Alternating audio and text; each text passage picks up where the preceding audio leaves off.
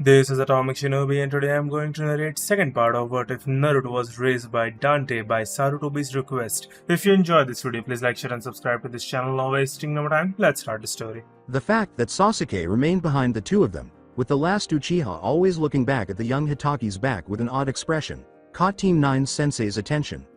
Raiden and Hinata were walking comfortably side by side, with Raiden's nose buried in a small orange book she knew very well. Anko let out a sigh to herself. What on earth had she signed up for? When they eventually arrived at the eatery Anko had been guiding them to, they were seated right away. Orders were taken and delivered promptly for 10 minutes, during which time everything happened in silence. As Anko ate her favorite dango, she thought, my, what a talkative bunch. She had heard that the Uchiha was a brooder and that the Hyuga girl was particularly shy, but she had assumed that the Hitaki would at least give her something.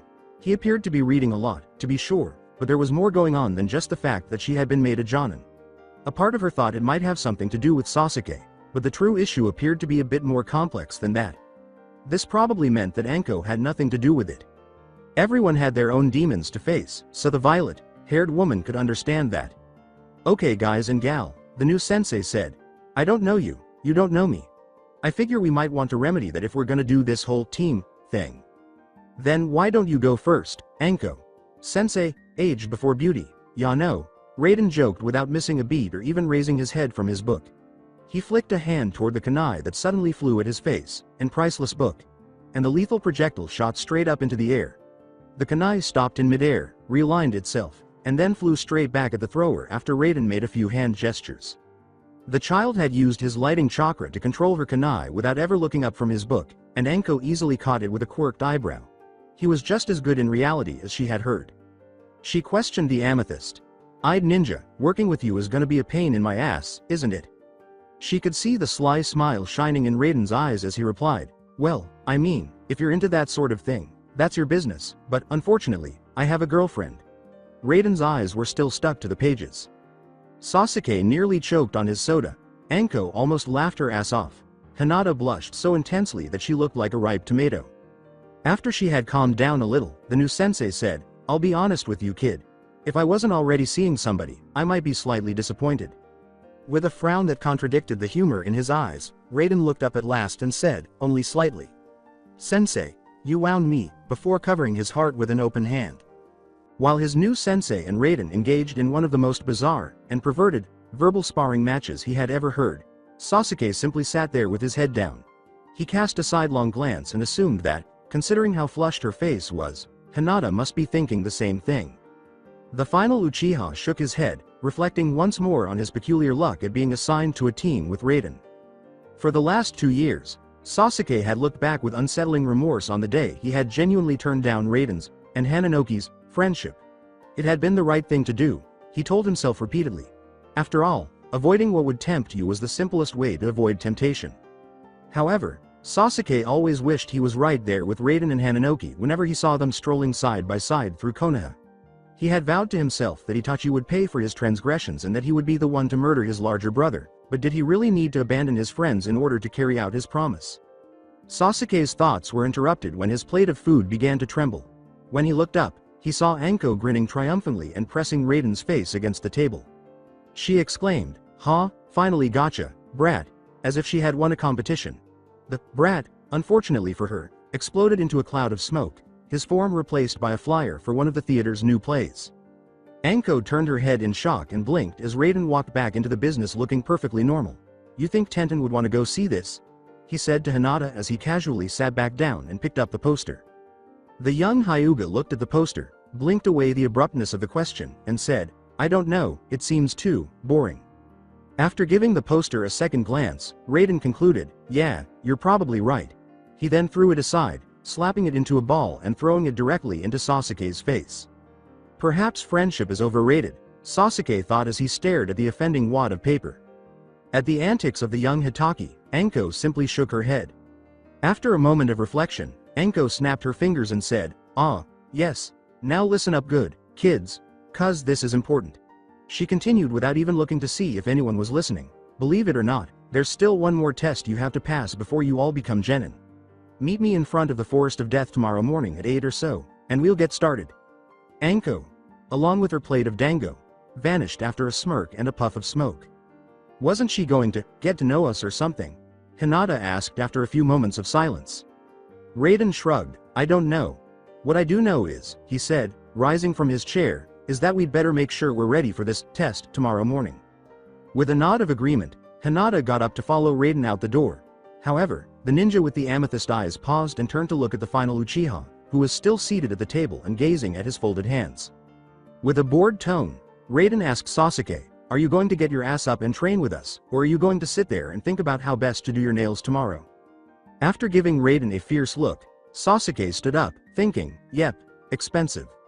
Ino exclaimed, wow, this stuff is great, while seated at a table with her new group. I told you, Shoji exclaimed, beaming broadly. This restaurant has the best barbecue in the whole village. Asuma simply grinned at his prospective pupils. They had just spent 30 minutes conversing and getting to know one another better.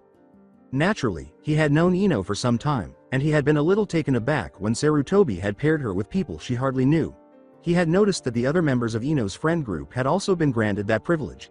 However, the Sandame of Konoha couldn't afford to miss the opportunity to recreate the renowned Ino. Shika. Show group from the previous generation. Asuma was therefore relieved that she appeared to be getting along well with Choji and Shikamaru. Shikamaru was staring at Ino with a quirked eyebrow while she was eating, and the new sensei turned to look at him.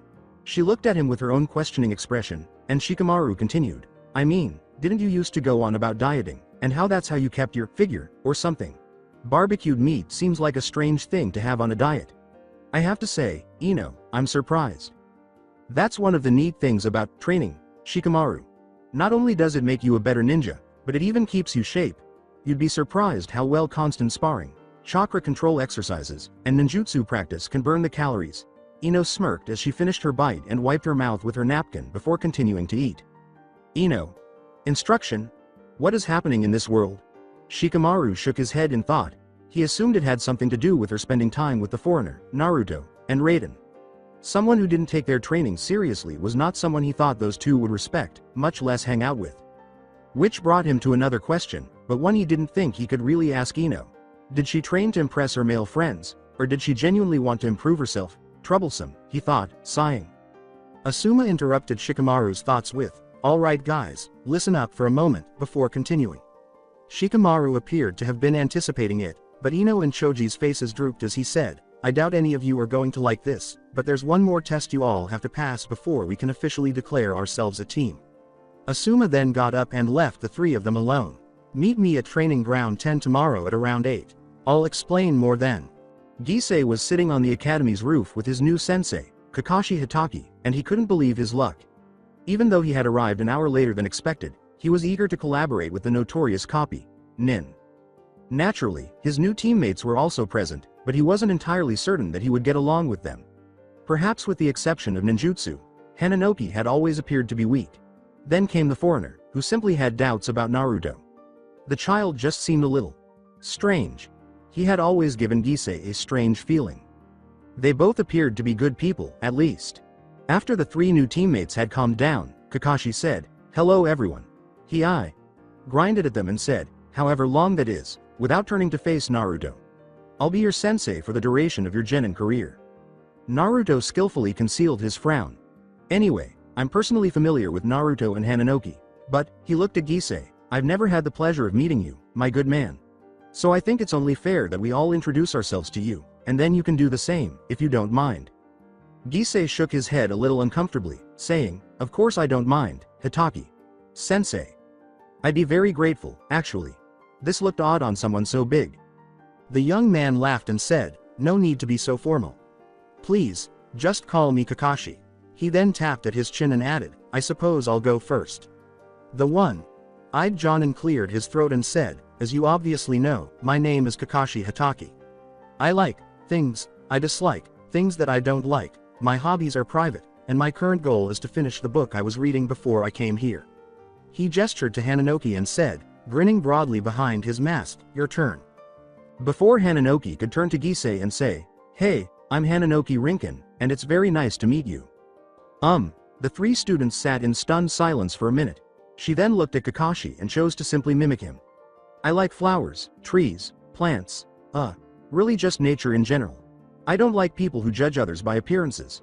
My hobbies are gardening and training with my friends. My goal, at the moment, is to finish an original jutsu I've been working on for a while. She smacked Naruto's back and said, "Tag, you're it." Naruto said, laughing a little, "Hey dude, I'm Naruto. Just Naruto.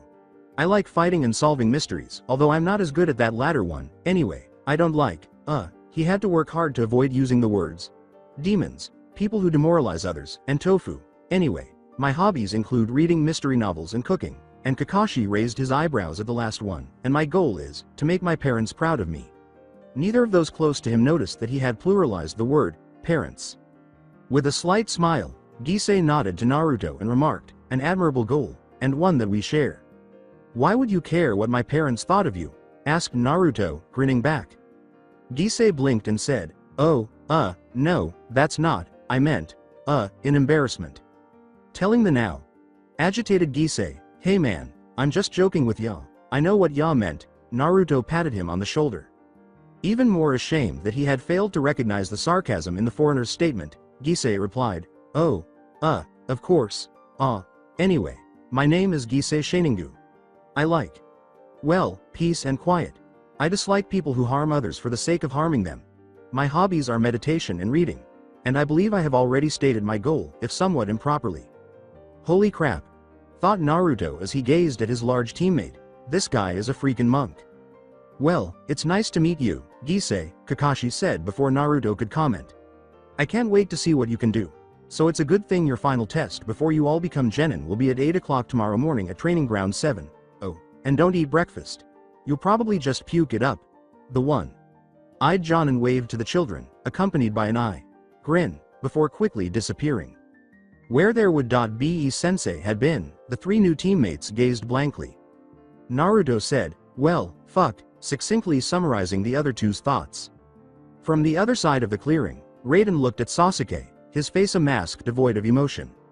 Sasuke matched the expression and prepared himself. Raiden had instructed Hinata to remain off to the side as he checked to make sure Sasuke was up.to. Snuff. When they first entered the clearing, the last Uchiha would normally have been furious and deeply offended. However, Sasuke was familiar enough with Raiden to know that this fight would be difficult, at the very least. Raiden's fingers suddenly started gliding through hand seals. Even though he knew he wouldn't be able to finish in time, Sasuke started his own lightning release. Bolt. Sasuke was still standing when a lightning strike struck, but the final Uchiha had already leapt into the air, completing his own hand seals.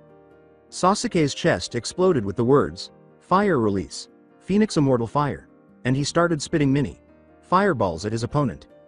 However, Raiden had anticipated this move because he had witnessed it in action when the Uchiha had not yet been killed, and he had made the necessary preparations. He had attached the windmill shuriken's sheath to the back of his belt and placed it inside the sheath that Naruto and Dante had given him for his birthday.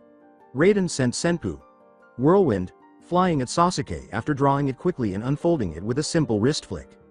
Any fireballs that would have even approached Raiden were easily dispersed by the windmill shuriken as the seals painted onto the blades activated and it started to gather more wind onto itself, increasing its velocity and cutting power.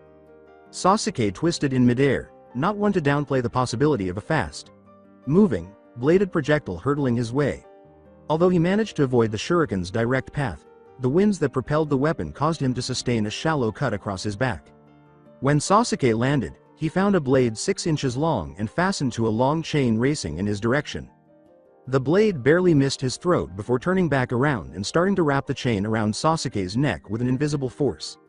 The Kyoketsu Shogi tightened its grip and choked the final Uchiha after it had taken the second it needed to wrap 3 times. When Sasuke tried to pry the chain apart, he discovered that each noose layer was securely adhered to the next, as though it were glued, or. Recalling Raiden's fondness for the element of lightning, he became aware that he was magnetized. He made more attempts to rip the chain from his throat before realizing that it was written on the chain links. This was probably some sort of intricate seal that would help manipulate the chakra that was based on light. A moment later, Sasuke realized that he was on his knees and that his breathing was still quite labored.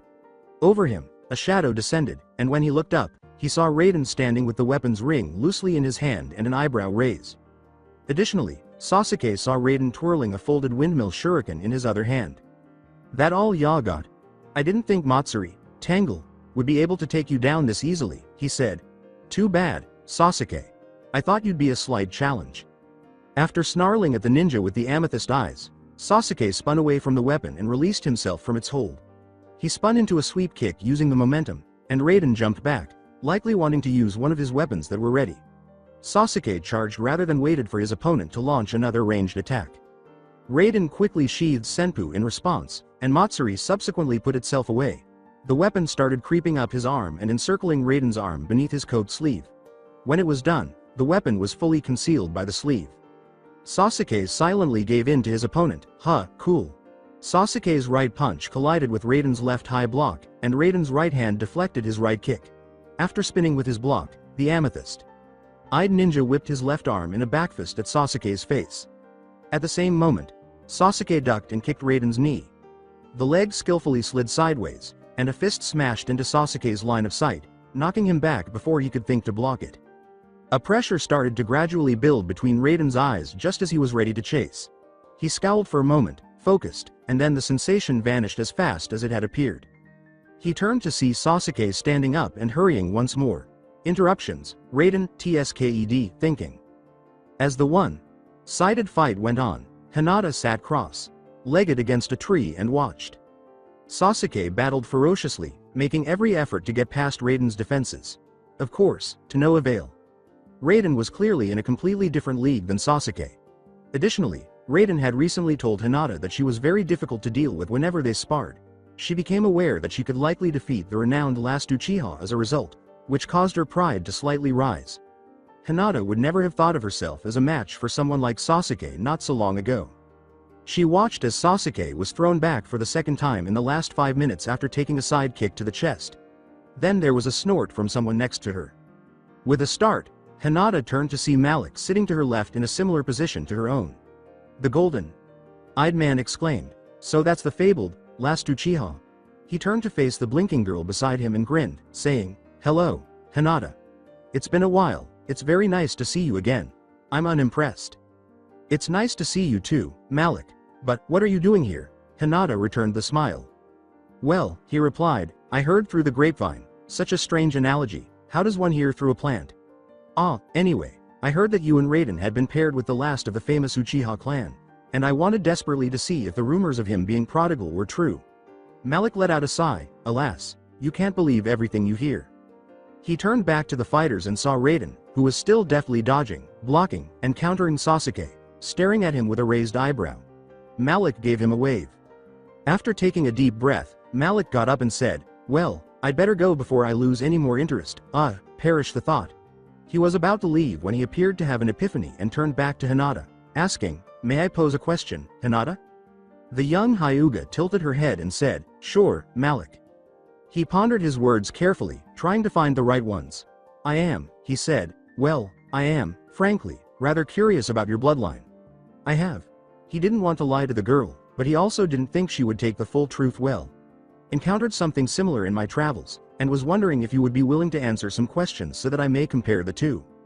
Hinata gave a blink. Outside of Konoha, there was something like the Byakugan? She was a little curious now. So she replied, "Of course. I'd like to hear more about this, something similar, myself."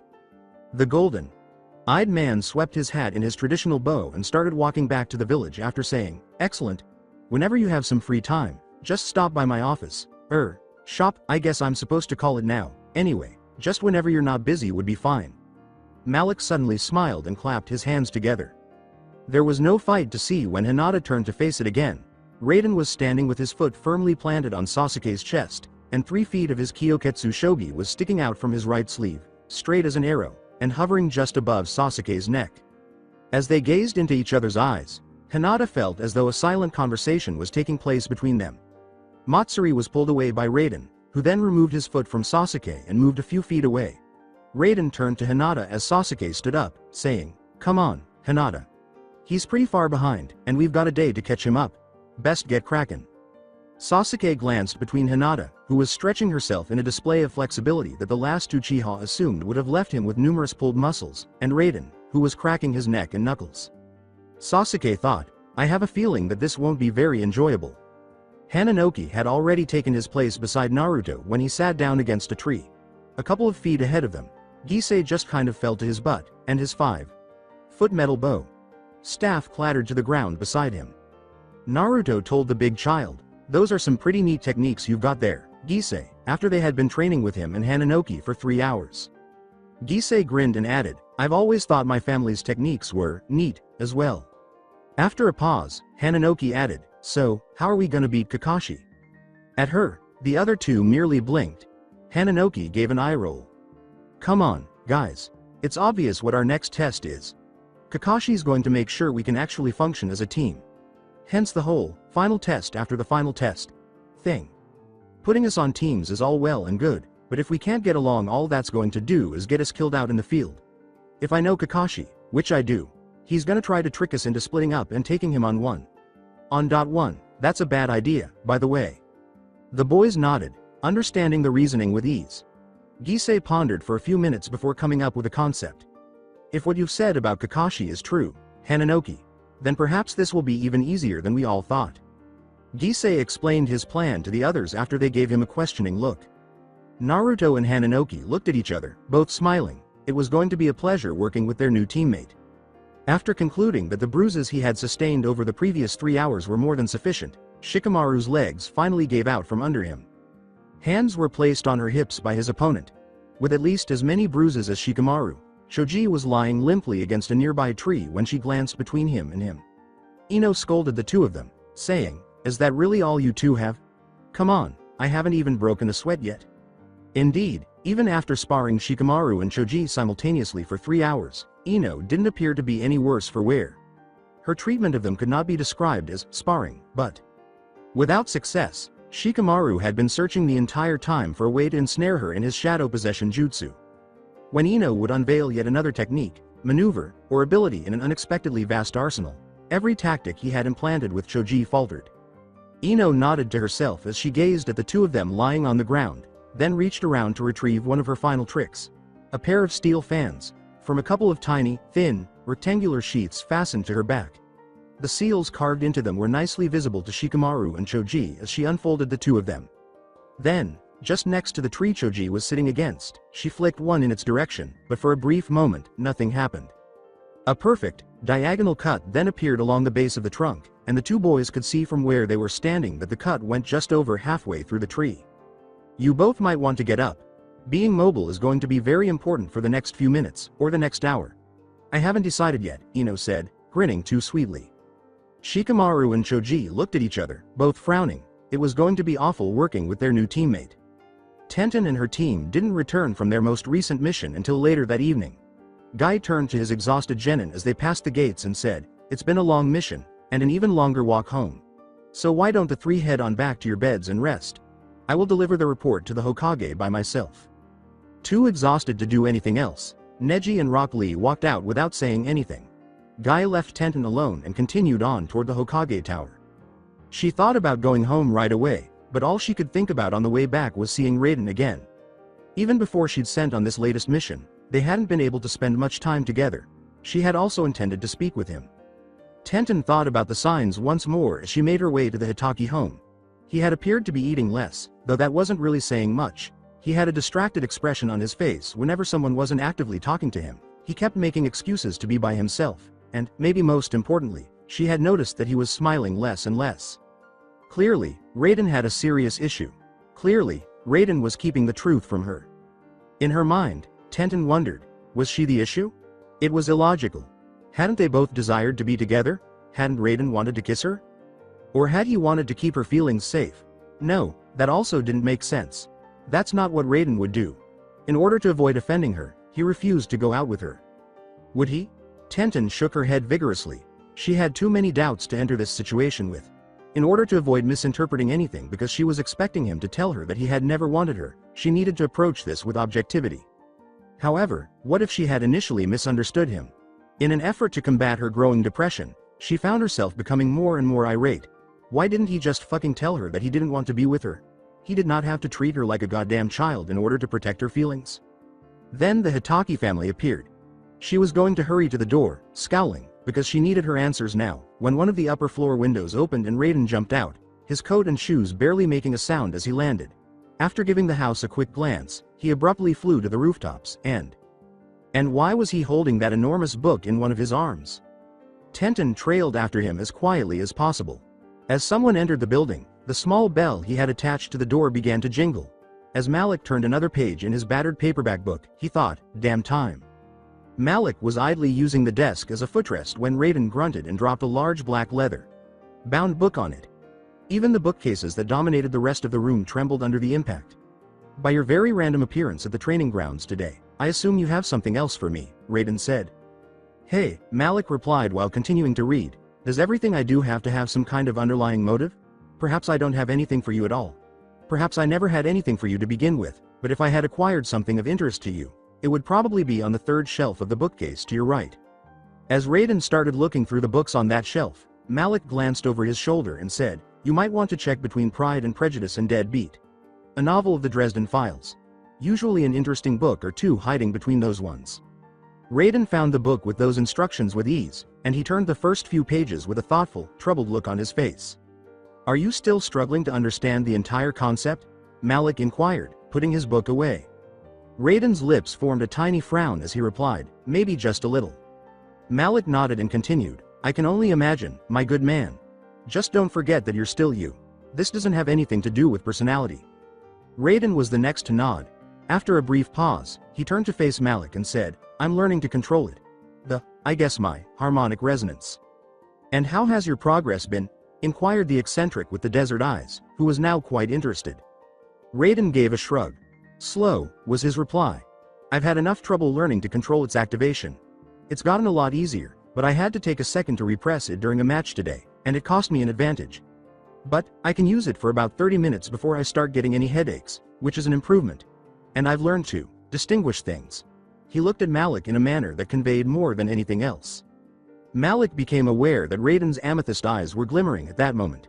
Even though it was very faint and hardly perceptible in the brightly lit room, it was there. Malik thought, interesting. So he has learned to control it. Malik hid his amused smile behind a bowed head. Think what you will of me, Raiden Hitaki. But I am quite sincere in my desire to assist you. Raiden asked plainly, why? The eccentric man leaned back in his chair, placing his feet back on his desk, and continued, but more than that, you are Naruto's friend. I am Naruto's friend. I hope that perhaps you and I will come to consider each other as such. Malik raised his eyes to meet Raiden's and said, some people crave attention. Some desire a release, in one form or another. I've heard that there are some girls, maybe even guys, who just want to have fun. I am not without my own vice, I crave knowledge. After giving Malik a longer look and grinning slightly, Raiden said, good enough for me. He then walked out of the store, waving to the man with the new black book and golden eyes. As the amethyst-eyed ninja left, Malik couldn't help but smile. That boy had a keen eye. Like many others, he had probably sensed something was off with Malik from the first time they met, albeit for slightly different reasons. He would therefore be well prepared for this upcoming brief meeting and would already be making excellent use of his resonance. Working with Raiden in the future would undoubtedly be fascinating. A shadow walked past the left window, and eyes the color of desert looked out. He recognized the shadow. Malik let out a sigh. He must, of course, make it through the next 5 minutes if I want to work with him. As he made his way home, Raiden found himself thinking, I never thought I could consider the night any more beautiful than I already did. When he had left Malik's place, his resonance had still been active, and Raiden had been enthralled ever since he had seen the night sky in harmony. He therefore decided that walking was a far better option than flying through the rooftops, as he had initially intended. Even though it was only supposed to be a half-moon tonight, he could see everything in vivid detail and it seemed to pulse with music.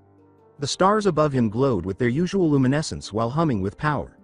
The black sky itself even seemed to emit its own light, color, and sound in the spectrum of harmony. He saw it as a sight to behold. Raiden had initially been a little afraid of his abilities, mainly because of what they suggested. No, it wasn't implied, he reprimanded himself, what they intended. In an attempt to organize his thoughts, Raiden shook his head. Even though it had been 4 months since he discovered who he was, everything still seemed so abrupt, so odd to him.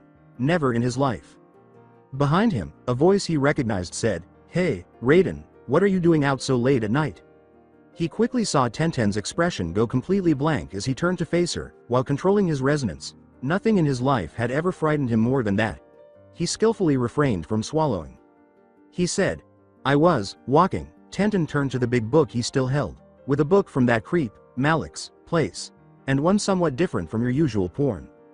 Despite its seeming neutrality, her tone was sharp. Raiden's heart began to race. He believed he understood why she was so furious. 10. Look, I know I haven't really been myself lately. Lately, she cried out. Her tone softened as she added, try, the past 4 months, almost the entire time we've been dating.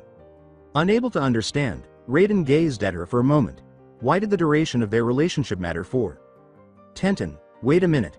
You don't think that you're the problem, do you? He said, blinking away his surprise at finally understanding, his tone as genuine as he knew how to make it. She gave herself a hug.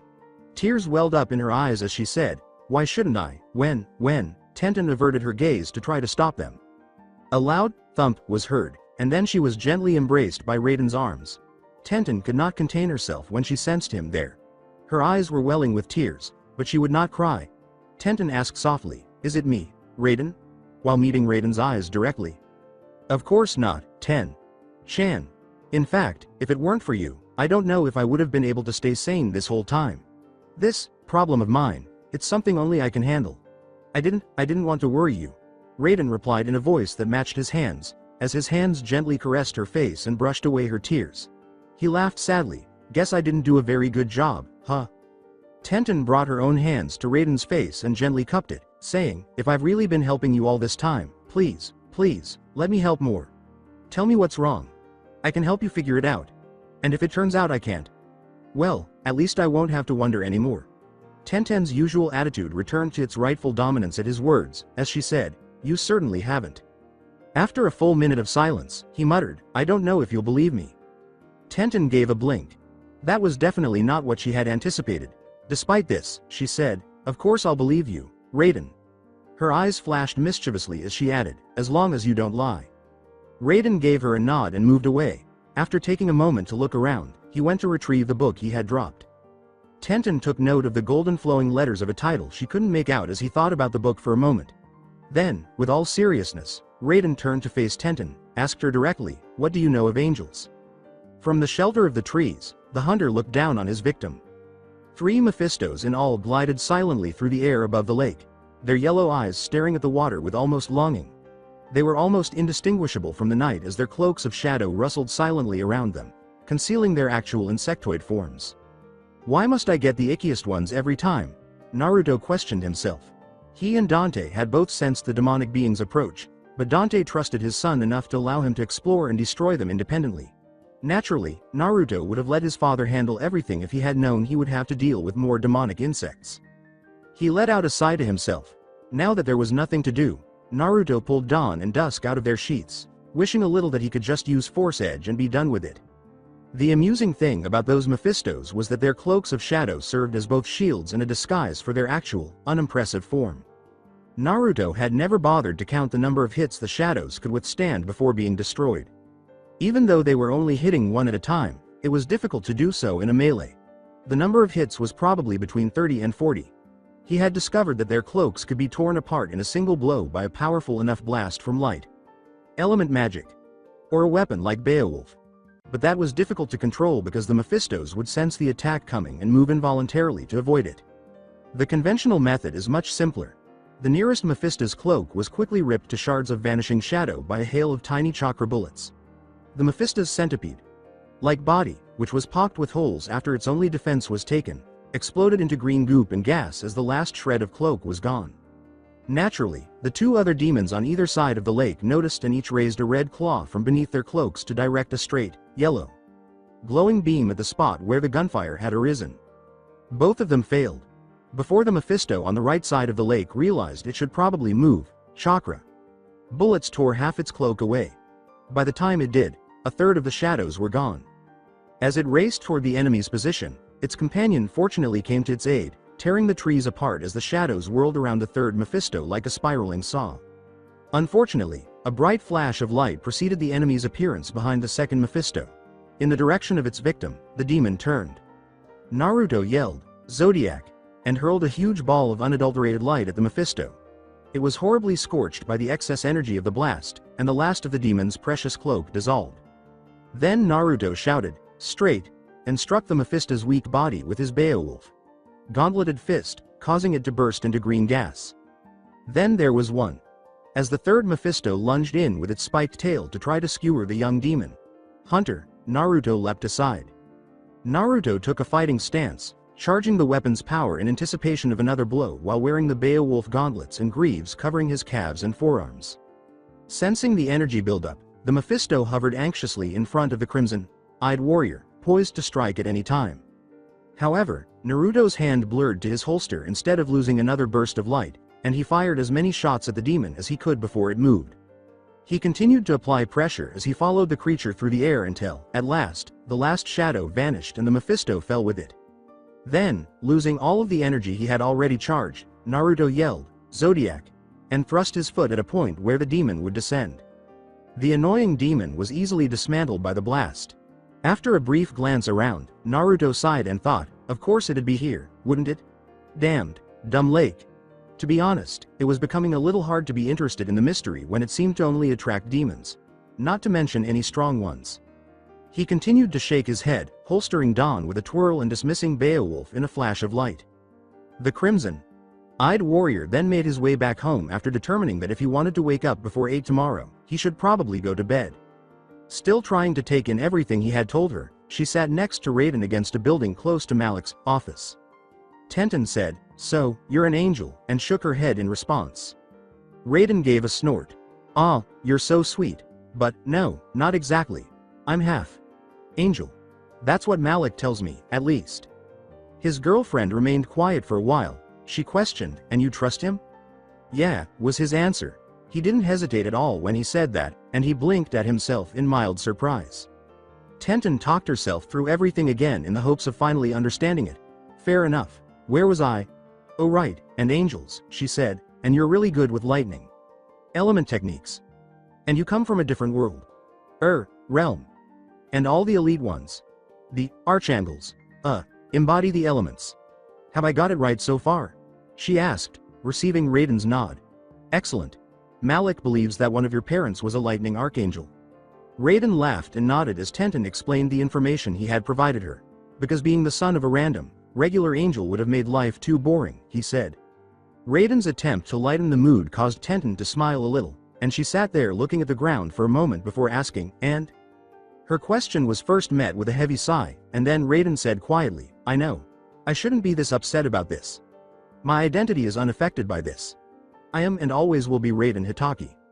"So why does it upset you?" Tenten asked softly as she put her arms around him. "Because angels are, by all accounts, better than humans," Raiden replied, gazing at his hands. "Stronger, quicker, more nimble." He closed his eyes. "I've always detested those who prioritize their bloodline and family history over everyone else. I've always believed that I'm as good as I am because, damn it, I put in a lot of effort to get there. They weren't augmenting my abilities. It was all training, all me. I've always been half angel, though. I didn't acquire a few extra DNA strands overnight. What if I've been deceiving myself all along? What if? I don't know." Raiden shook his head, unable to articulate the situation. Tenten took care of it for him, saying, "You're scared of being hypocritical. You don't want to have been pious and superior to all the snobs who believe that their ancestry makes them superior to everyone else when, in reality, your ancestry elevates you above everyone else." "How do you accomplish that?" Surprised, Raiden asked his girlfriend.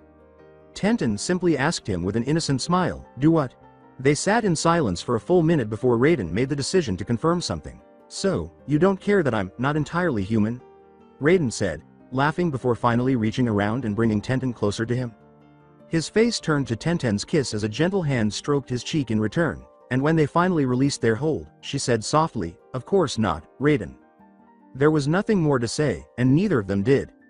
Malik made the decision to take care of the next task on his to-do list now that his business with Raiden was finally over. When he reached the lake, he had to stop because something was different in the air. The desert-eyed man eventually concluded that a battle had just ended. Extending his senses a bit, Malik sensed a small amount of light element energy and thought, "Oh, that would be Beowulf, then. It seems Naruto came out hunting tonight. So that was the disturbance I felt earlier."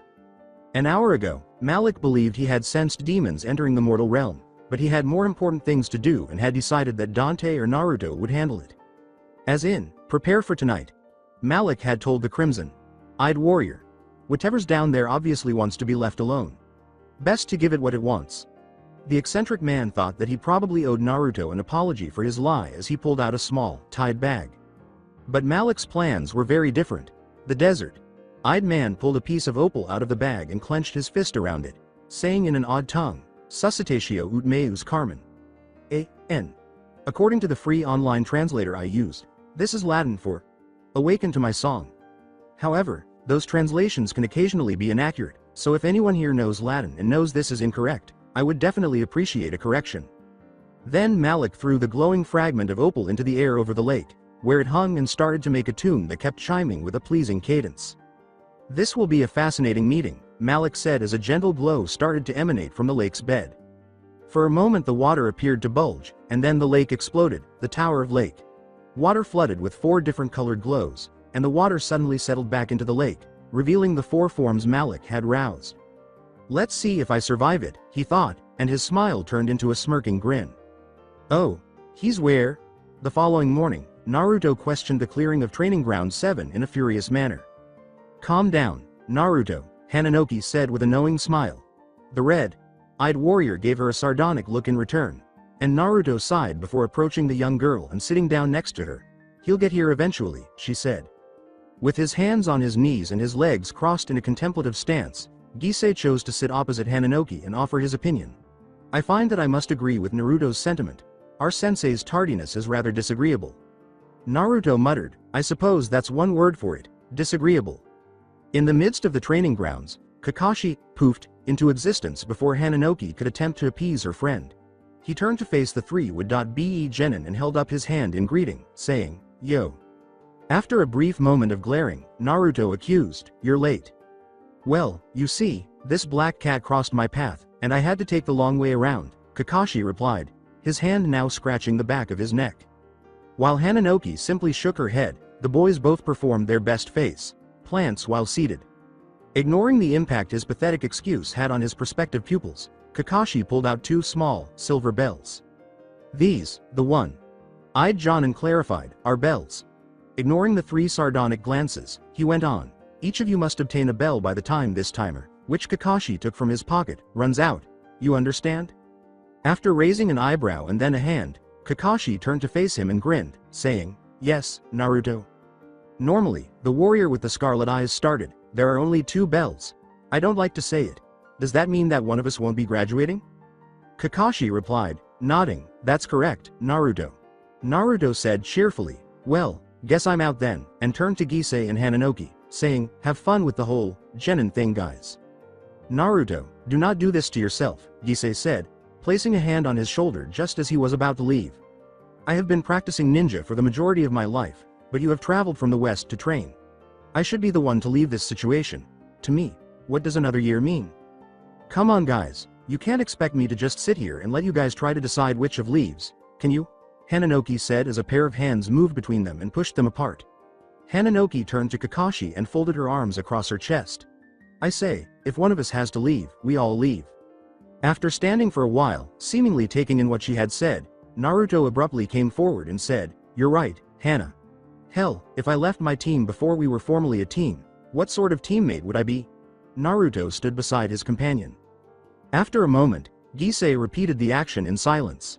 For a brief moment, Kakashi stood there staring at the world like a statue, and then he laughed for one of the few times since he had turned into a Jonin. For the entire minute it took the one-eyed Jonin to calm himself, the 3 students stared in a daze. After putting the timer and the bells back into their pockets and shaking his head, Kakashi spread his hands wide and said, you all pass. Both Hananoki and Naruto leapt into the air and exclaimed, yes. Gisei shared their excitement, if not their joy, and smiled from ear to ear. The plan had been executed flawlessly by Team 7. Hinata couldn't help but feel a little intimidated as she followed her new sensei into the notorious Forest of Death. The trees were all darker than they should have been and each twisted in a unique way, wrapping around one another in a way that was more and more unsettling. The amethyst-eyed ninja appeared to be in a better mood than he had been in a while, and Hinata found that to be rather comforting. She also felt a little better with Sasuke there, as the last Uchiha had shown that he was willing to work with her and Raiden following their spar the day before. Hinata also felt that something had happened between the 2 young men yesterday, and she noticed that Sasuke was walking alongside her and Raiden rather than behind them. With a sudden halt, Anko declared, I guess this will do, turning to her charges and grinning mischievously. Your last test before you all become genin is a pretty simple one. The three of you have to defeat me in battle. Team 9 members exchanged glances before Raiden, whose effortless smile made Anko raise an eyebrow, shrugged and said, all right. Additionally, Anko was abruptly confronted by Hinata Hyuga's aggressive charge. That's all we have to do? Ino asked her new sensei, raising an eyebrow. Asuma replied with outstretched hands, yes. That's essentially it. And today at noon, you all have to do this. Then he poofed himself out of existence. Good luck. The young blonde turned to face her two teammates. Shikamaru, of course, just looked tired and bored, but he did add, well, I suppose we know who will be doing the actual capturing. Shikamaru started to walk forward, with Choji and Ino following. I assume you have a plan, Shikamaru? Ino inquired. Choji responded with a snort, are you serious? Shika has a plan all the time. Shikamaru didn't believe he had a plan all the time, but in this instance. Asuma thought about how long he would have to wait for his team to find him while leaning against a tree at the edge of the clearing he had selected and smoking a freshly lit cigarette. I doubt it will take. Human bullet tank. He heard a feminine battle cry off to his right, and the earth he had been occupying was cut a dozen times, and Asuma immediately leapt from his position, narrowly avoiding the enlarged, spinning form of Choji that came crashing through the woods, turning to face the young Akamichi before he had to leap aside again. As soon as Ino descended in that same spot, she rushed Asuma with both of her steel fans drawn. Asuma responded with his trench knives, but Ino's charge drove him back despite his readiness. Her fans were sharpened with her wind chakra. Just as he taught her, he noted proudly, and Ino used precise wrist flicks and rolls to counter Asuma's large swings and swipes. Various sizes. A voice from above shouted. As the young Akamichi shouted, human bullet tank. Once more, Asuma looked up to see Choji in the air, falling toward Asuma and Ino. After Ino jumped backwards and Asuma followed suit, Choji fell to the ground with a loud crash. As the dust settled, Asuma saw Ino assist a normal-sized Choji in getting back up on his feet. The two of them then turned to their sensei and grinned. After raising an eyebrow, Asuma suddenly realized, where's Shikamaru? His limbs suddenly locked up on him, and Asuma saw that he was in the center of a particularly dense group of trees, with shadows standing out in the tiny space. Shikamaru yelled, checkmate, sensei, directly behind Asuma. Team 10 passed their test with flying colors, and the new sensei simply grinned. The timid Hyuga had taken the Jonin by surprise and had managed to nick Anko a couple of times despite Anko's best efforts to dodge, duck, and dip Hinata's lashing blows. Naturally, Anko was just starting to regain her equilibrium and actually take revenge on the young girl when Hinata abruptly leapt to the side, and before she could turn to follow, she heard a voice from above exclaim, fire release. Great fireball. Anko jumped up and back, narrowly avoiding the impact and subsequent explosion as she looked up in time to see the massive fireball speeding towards her. However, she was unable to avoid whatever the hell wrapped around her ankle while she was still in the air, and before she could identify it, she was violently jerked back down to the earth, where she hit the ground with excruciating pain. Anko lay dazed as a kunai pressed against her throat, and when she looked up, she saw that Sasuke was holding the blade, and Hinata had put a palm over Anko's heart, preparing to use her gentle fist technique. Then she noticed Raiden standing a few feet back, with a long chain that ran from his sleeve to her ankle. Congratulations, children, Anko said with a sly smile. For this, I believe I'll pass you all. However, to avoid becoming overconfident, she pressed her throat against Sasuke's kunai before suddenly exploding in smoke. After both Hinata and Sasuke leapt back, they were ambushed by a group of snakes who quickly ensnared them before they could strike back. They turned to face Raiden, who was motionless as a statue, while Anko stood behind him, holding a kunai to his throat. You've all still got plenty to learn, the Team 9 sensei told her squad, sporting the same smirk her shadow clone had been sporting. Malik was sitting on his bed, shirtless, tending to the wounds he had sustained the previous evening. His pale, sculpted body had gained a couple of large burns to highlight the puncture and claw marks he had also sustained. Malik thought that the meeting had gone really well overall as he bandaged and applied medication to himself. He would never allow a doctor to touch him again after that last incident. Now that he had gotten things started, all he would have to do was wait to see what happened. Waiting was always the hardest part, wasn't it? Well, he'd just have to put up with that, Malik grinned. He had no control over it anymore.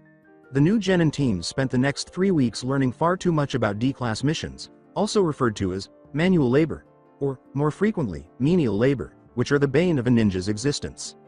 They painted fences, did shopping for some of the village elders who couldn't do it themselves, and tracked down a black cat named Tori who appeared to be unhappy with its current owner for 3 whole weeks.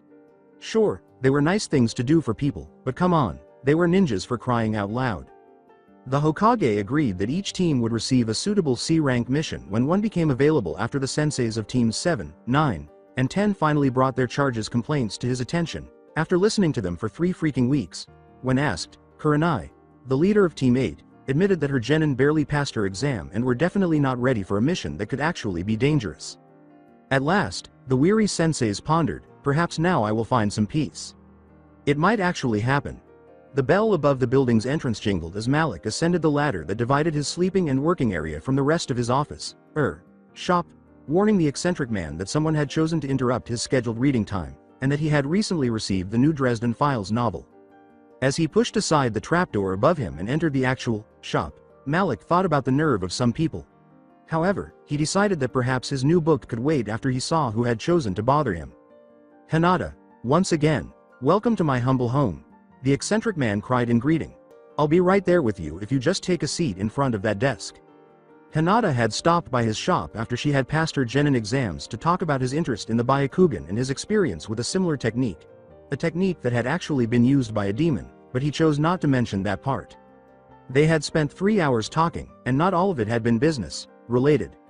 At one point, Malik had started telling the shy Hyuga stories about his adventures, and the eccentric man had quite a few of them. Hinata had been enthralled by the stories and by the manner in which he had told them, and she had asked many insightful questions about the places and people he had mentioned. The desert-eyed man found that he actually enjoyed telling Hinata his stories, and after they had spent more time than was necessary, Malik had suggested that they try to meet more frequently, to which Hinata had readily agreed. When the young Hyuga saw Malik climbing out of the floor, she wasn't overly shocked, but she did give him a bright red-faced smile and ask, I'm not interrupting something, am I? Obviously not, why would you have such a thought? Malik replied, I really need to stop doing that. Then he noticed that his shop seemed a little breezier than usual, and he looked down at himself and realized that he had forgotten to put on a shirt. Malik then recognized that Hinata was a young adolescent girl and that he had always taken pride in his ability to maintain a trim figure, which might have contributed to Hinata's intense blushing. The golden-eyed man said, perhaps I should clothe myself before we begin our discussion, and then he leapt back through the trapdoor, seemingly intending to do just that. He has really nice abs.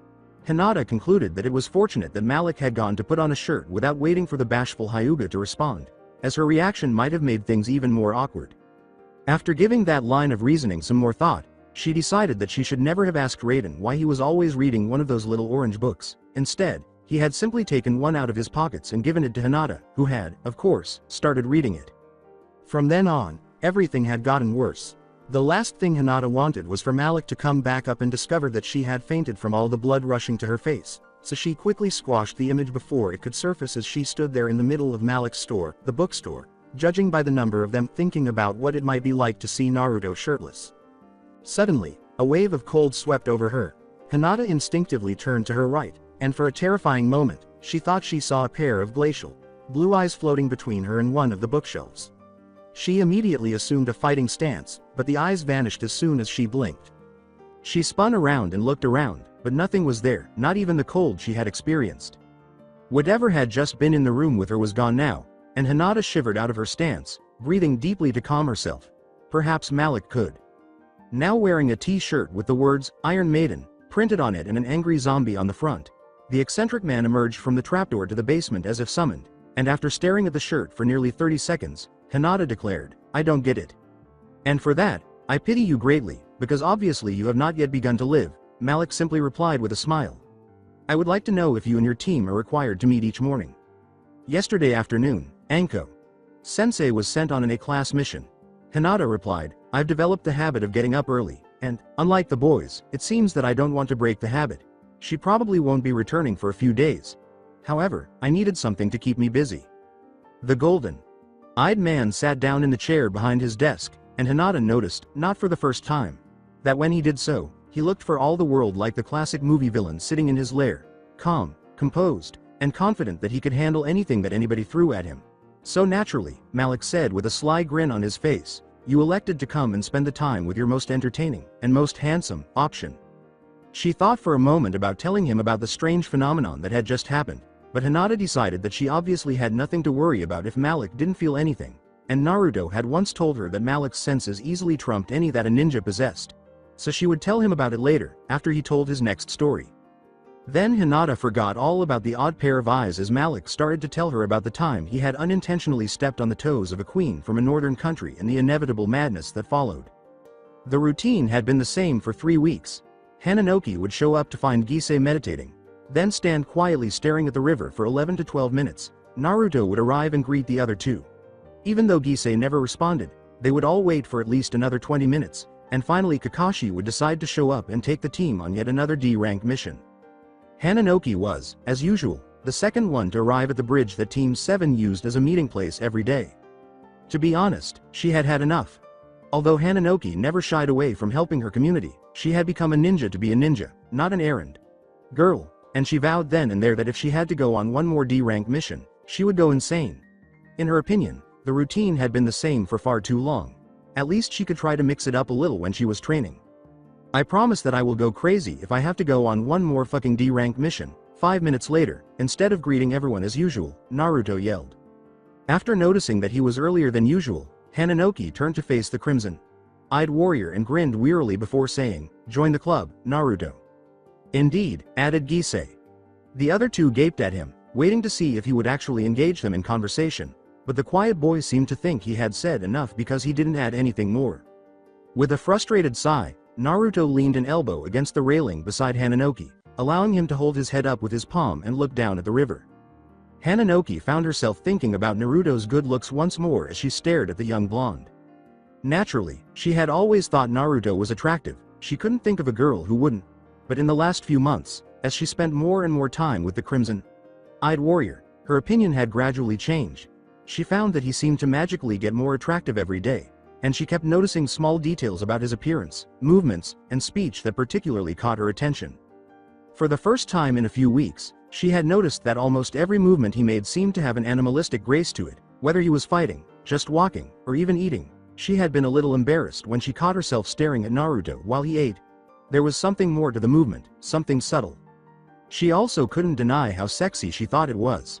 Naturally, Hananoki was drawn to Naruto for other reasons than his appearance, though his appearance certainly helped. Such as his courage, his strong sense of honor, his kindness and compassion, or even just his directness in conversation. Maybe it was time for her to acknowledge it to herself. She told herself, "I have a crush on Naruto."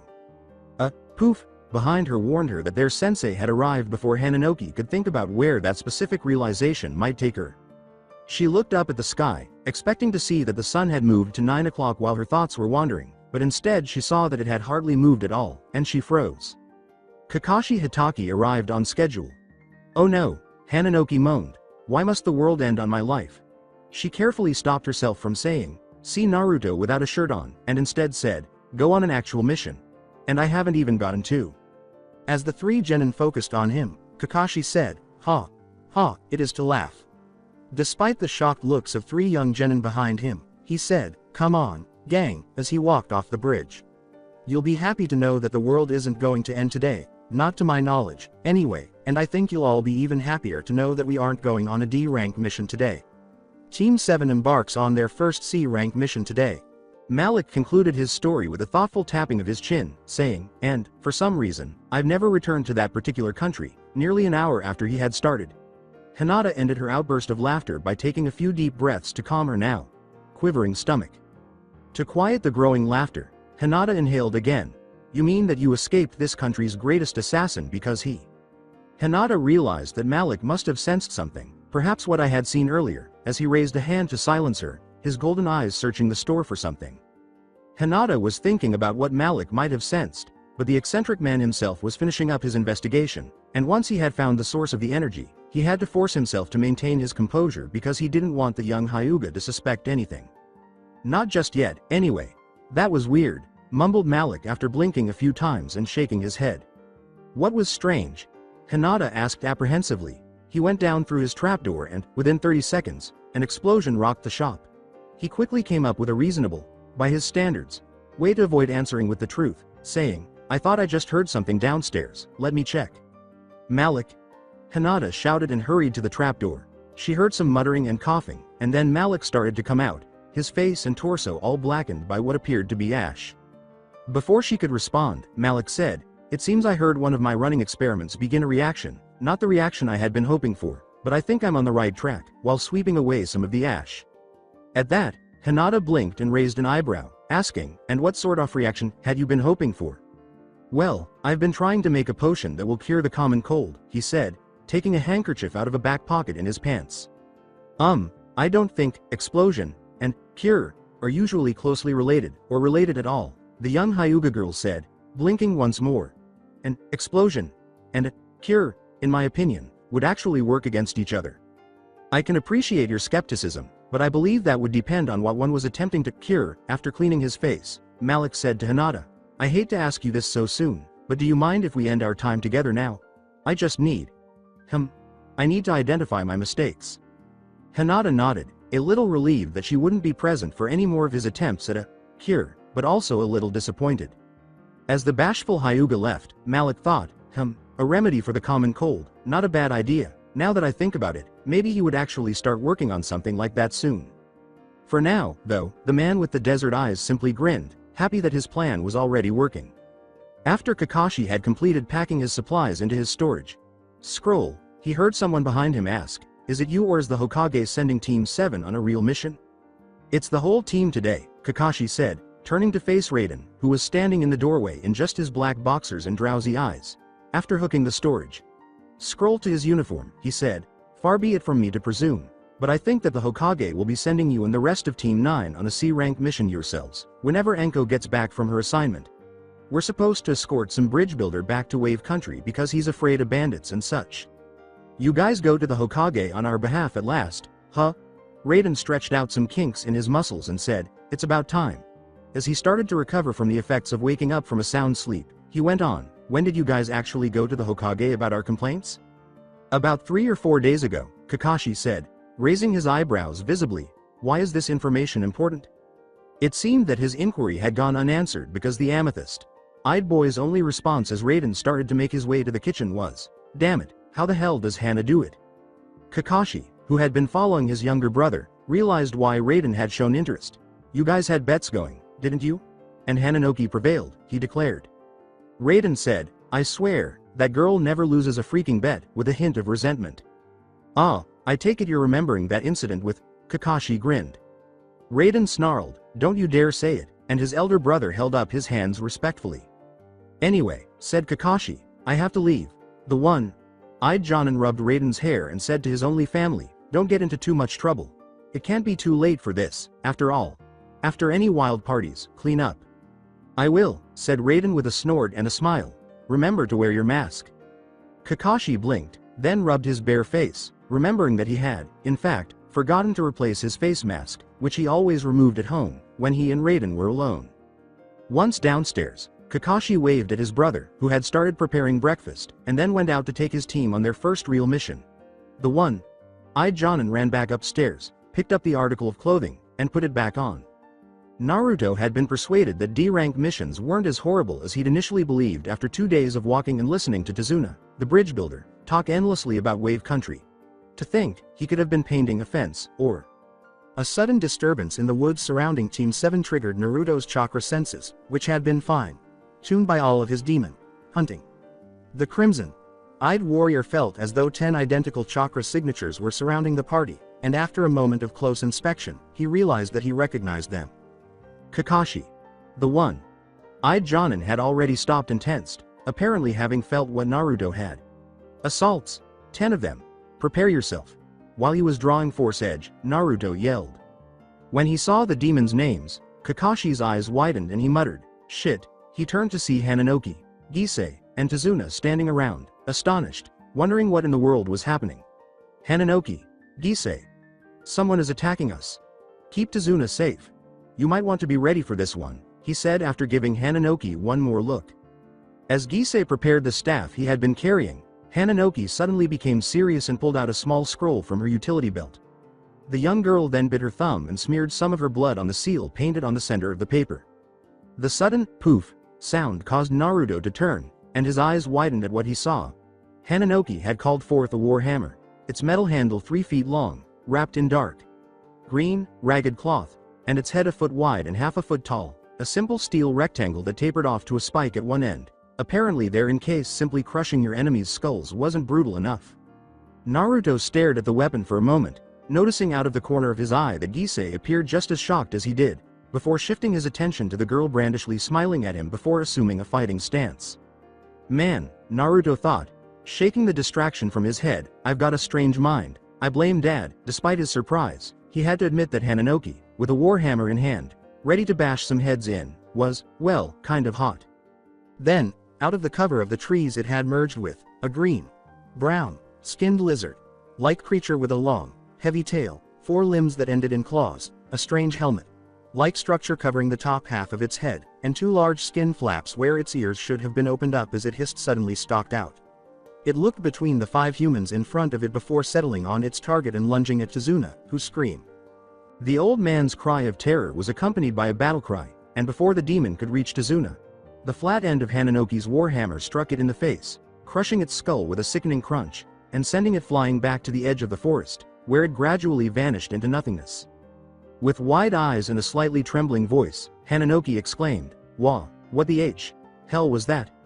"An assault," Naruto said coolly, "and they're mid-level demons," he clarified when Hananoki and Gisei, who also appeared a little shaken, turned to face him.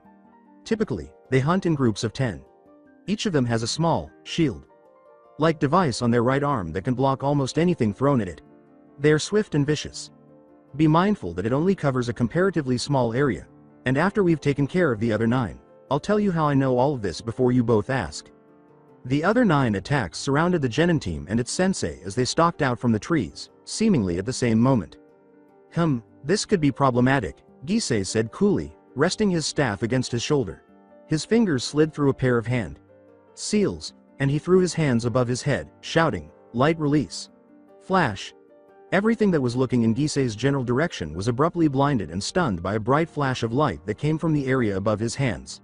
The assaults were the only ones who had been watching. Stinger. Naruto cried. He and Force Edge shot forward and rammed right into the chest of one of the blinded assaults, and then there were only 8 assaults left. He looked to his left, to a demon that was recovering from the flash, and began to gather his demonic chakra into Force Edge. The demon shook its head and looked up at Naruto, who was now shouting, "Drive." As the crimson-eyed warrior swung Force Edge, a red crescent of power surged forward, and it immediately cleaved the assault in half. The attack flew through the dissolving creature and headed towards another that had been in line with the first demon, but when it saw the shockwave coming, it had enough together to raise its shielded arm and deflect the blast of power. Unfortunately, the demon was unbalanced due to the force of the attack, and Naruto took advantage of the situation by yelling, "Sword pierce." Force Edge smashed into the creature's chest as it shot through the air, carrying it directly into the tree behind it and pinning the demon there while it dissolved. Naruto heard movement behind him and yelled, "Block." 2 of the attacks then bounced off his shield of crimson energy in the next instant, but before he could attempt a counterattack, the demons had righted themselves in midair, spun around a few times, and launched themselves directly at Naruto, forcing him to maintain the defensive technique. He didn't mind that they were charging his gloves so much, but it was a difficult move to hold together for a long time.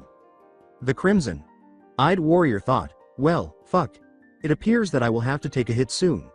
Hopefully, the blow won't tear out my throat." Gisei was yelling, "Light release. Sunbeam," as Kakashi was launching a Tonto into the center of one of the attacks.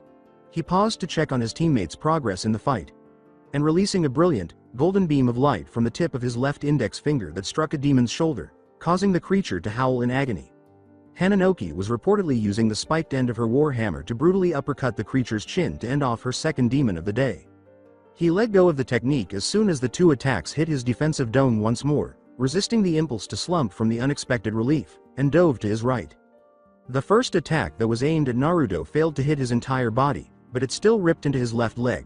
The second one was well aimed and struck the red-eyed fighter in the middle of his dive, sending him to the ground. The attack started tearing at Naruto's chest on top of him, with claws tearing the young boy's shirt and chest equally easily.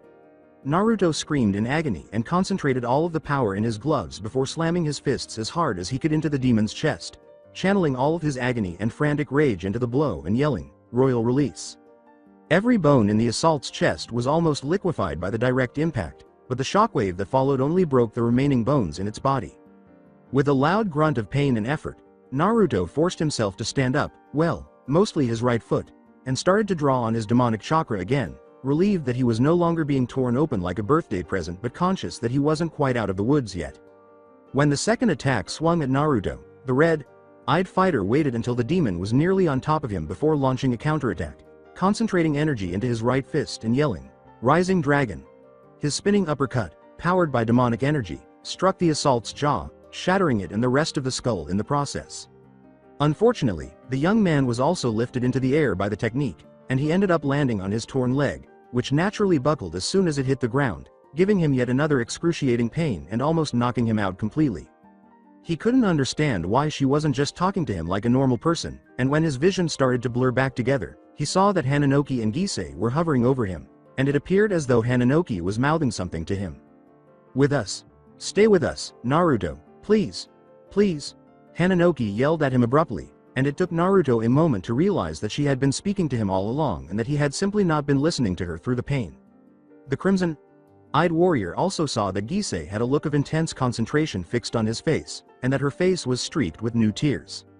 The crimson-eyed warrior's face was abruptly introduced to Hananoki's rather ample chest as the ocean-eyed girl embraced him with a shout of, "Oh, thank goodness." Hananoki's eyes widened when Naruto caught her gaze. "Gisei, is there anything you can do about it?" A voice off to the side, whom Naruto thought was Kakashi, asked. "I only just started working with medical chakra a few weeks before graduation," the red-haired boy replied. "Since then, I've practiced as much as I can, but this is just too much for me. This gory. At the very least, I believe I can do enough to prevent the need to amputate his leg. I've already expended a lot of chakra, but I'll see what I can do about the chest wound." Their sensei said, "I've got plenty of soldier pills if chakra becomes an issue, so try your best to get him at least partially functional.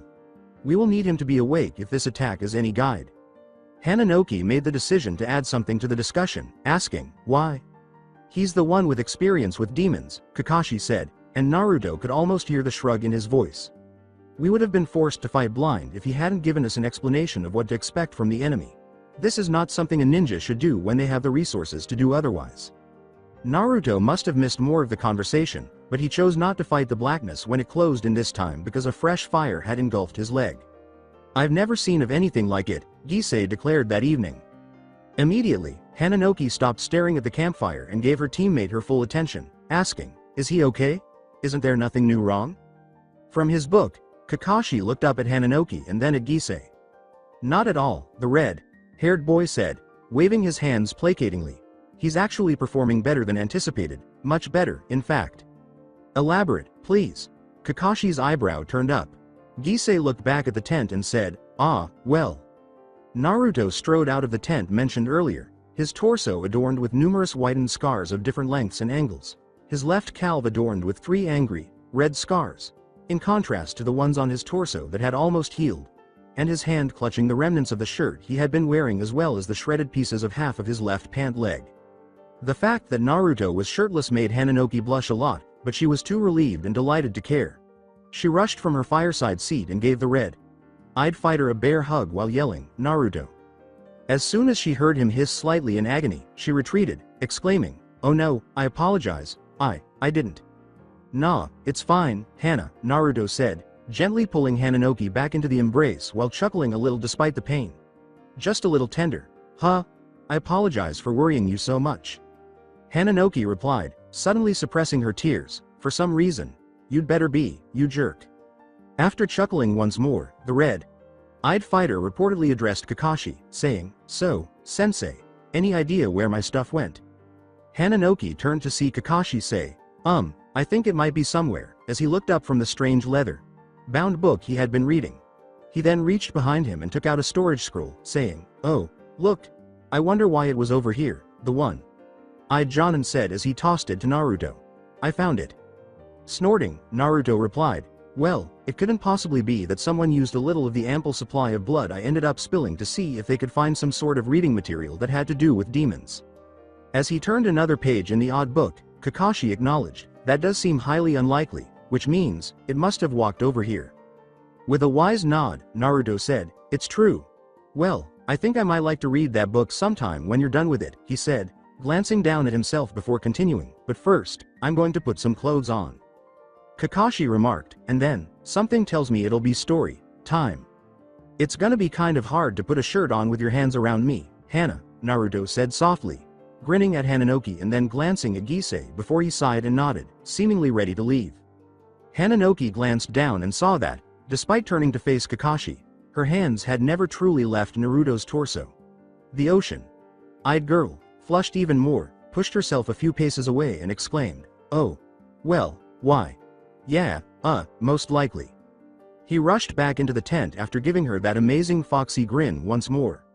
After Naruto had departed, Gisei remarked, "Well, I think that summed up what I was going to say pretty well."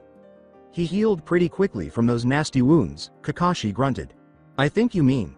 He healed very quickly from those nasty wounds that should have left him unable to move steadily for at least another 2 weeks, Gisei said after he briefly objected and regained his composure. "Perhaps it is related to his second chakra system?" Hananoki proposed. Gisei said, "Maybe," without seeming to be persuaded. Tazuna muttered, "Maybe you kids are all just nuts, off to the side." "Quite you," Kakashi said, giving the elderly man a fierce look. "I still remember that when you asked Konoha to undertake this mission, you chose to leave out any reference to Gato." Gato? Naruto, wearing his Force Edge equipped jacket over a gray tank top and another pair of blue jeans, asked after returning from his tent. As Gisei explained to his comrade, Tazuna is building a bridge to the mainland, the people's only real hope to be free from Gato's control. A crime lord that has managed to bankrupt the land of waves by taking complete control of all the country's shipping, Gisei said. Gato doesn't seem to like that concept. "But I never knew anything about any monsters," Tazuna said, seemingly infuriated. "How are they related to Gato?" "Probably everything," Naruto said, raising an eyebrow in response to the query. "How long, man, has there been any demon trouble in the east?" "Not since the Kyuubi attack," Naruto, replied Kakashi, "and before then, well, I don't think there's ever been many around here besides the Biju." After clearing his mind and shaking his head, Naruto smirked and remarked, "Well, I suppose this doesn't change the mission except for the fact that we'll actually get to have some fun." Maybe they were, he muttered to himself.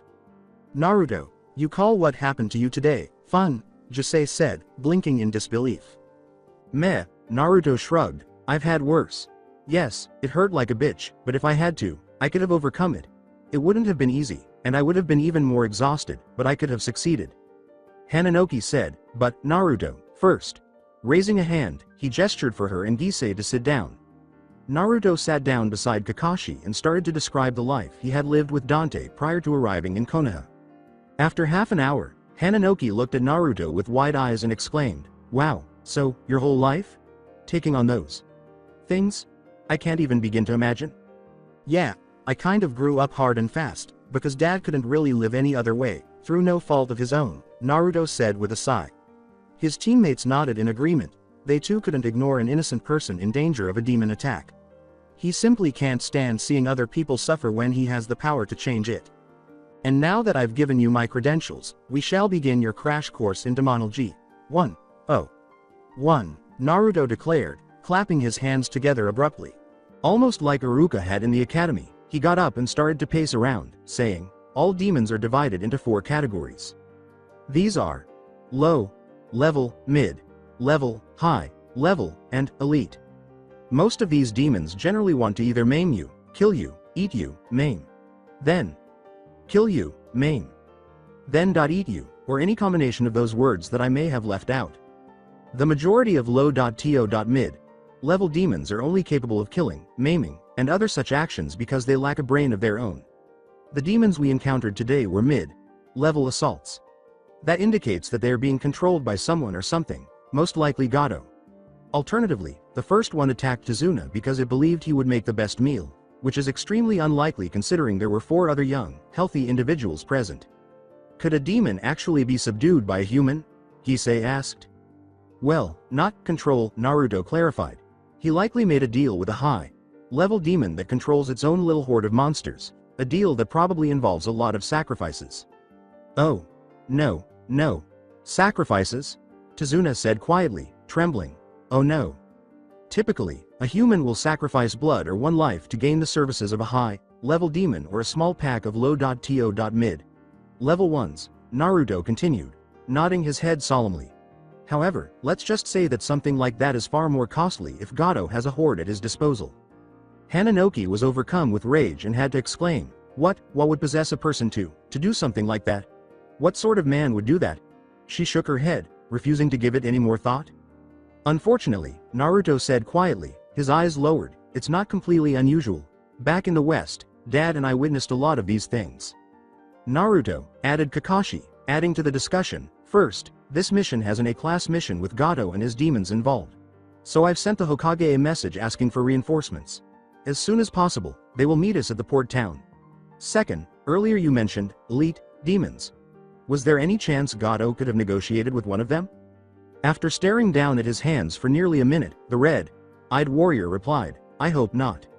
After 3 more days of free travel, Team 7 finally reached the port town where Tazuna had promised them passage to the Land of Waves, but upon arrival, they discovered a minor issue.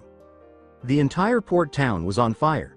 Hananoki could not control the shudder that went through her as she stared at the burning town and realized that something was bothering her even more than the fires. Aside from the crackling of the flames, there was no sound coming from the village, not even a scream or a cry for assistance. She briefly sensed Naruto's tension next to her before he darted into the burning town. Naruto, she shouted and ran after him without hesitation. Hananoki. Hold on, Kakashi yelled, but it was too late. The flames on the buildings behind her shifted and writhed for a moment before exploding into an army of fiery bat-like creatures as the young ninja ran after the young demon hunter. They started to fly after Hananoki, but Kakashi's fingers had already finished a set of hand seals he'd taught Raiden nearly 2 years prior, and he yelled, lightning release. Arc lightning. Numerous odd creatures were engulfed by blue-white electricity that emanated from the one-eyed Jonin's extended fingertips. The other flaming demons turned toward Tazuna, Gisei, and Kakashi as one. As she hurried through the town, Hananoki saw splatters of blood that might have been human and a lot of burned husks, and she had to fight the urge to look at what she had eaten for breakfast again that day. Hananoki caught up to the red-eyed fighter at the ruins of what she thought was the town's pier, where Naruto was carrying his gun, Dusk, in his left hand and had drawn Force Edge with his right. She was about to inquire as to what was wrong when she realized that Naruto and she were not alone. In front of them stood a boy who couldn't have been older than the genin, with hair dyed a mixture of orange and yellow, giving the impression that his head was on fire, an orange tank top, gray jeans, no shoes whatsoever, and a completely insane smile. All right, on schedule for the celebration. This is a pleasant surprise, isn't it? With an echo of crazed laughter in his voice, the young boy said. Not really, deadpanned Naruto. I was hoping for an ice cream cake and more balloons. What sort of surprise party is this, really? Yes.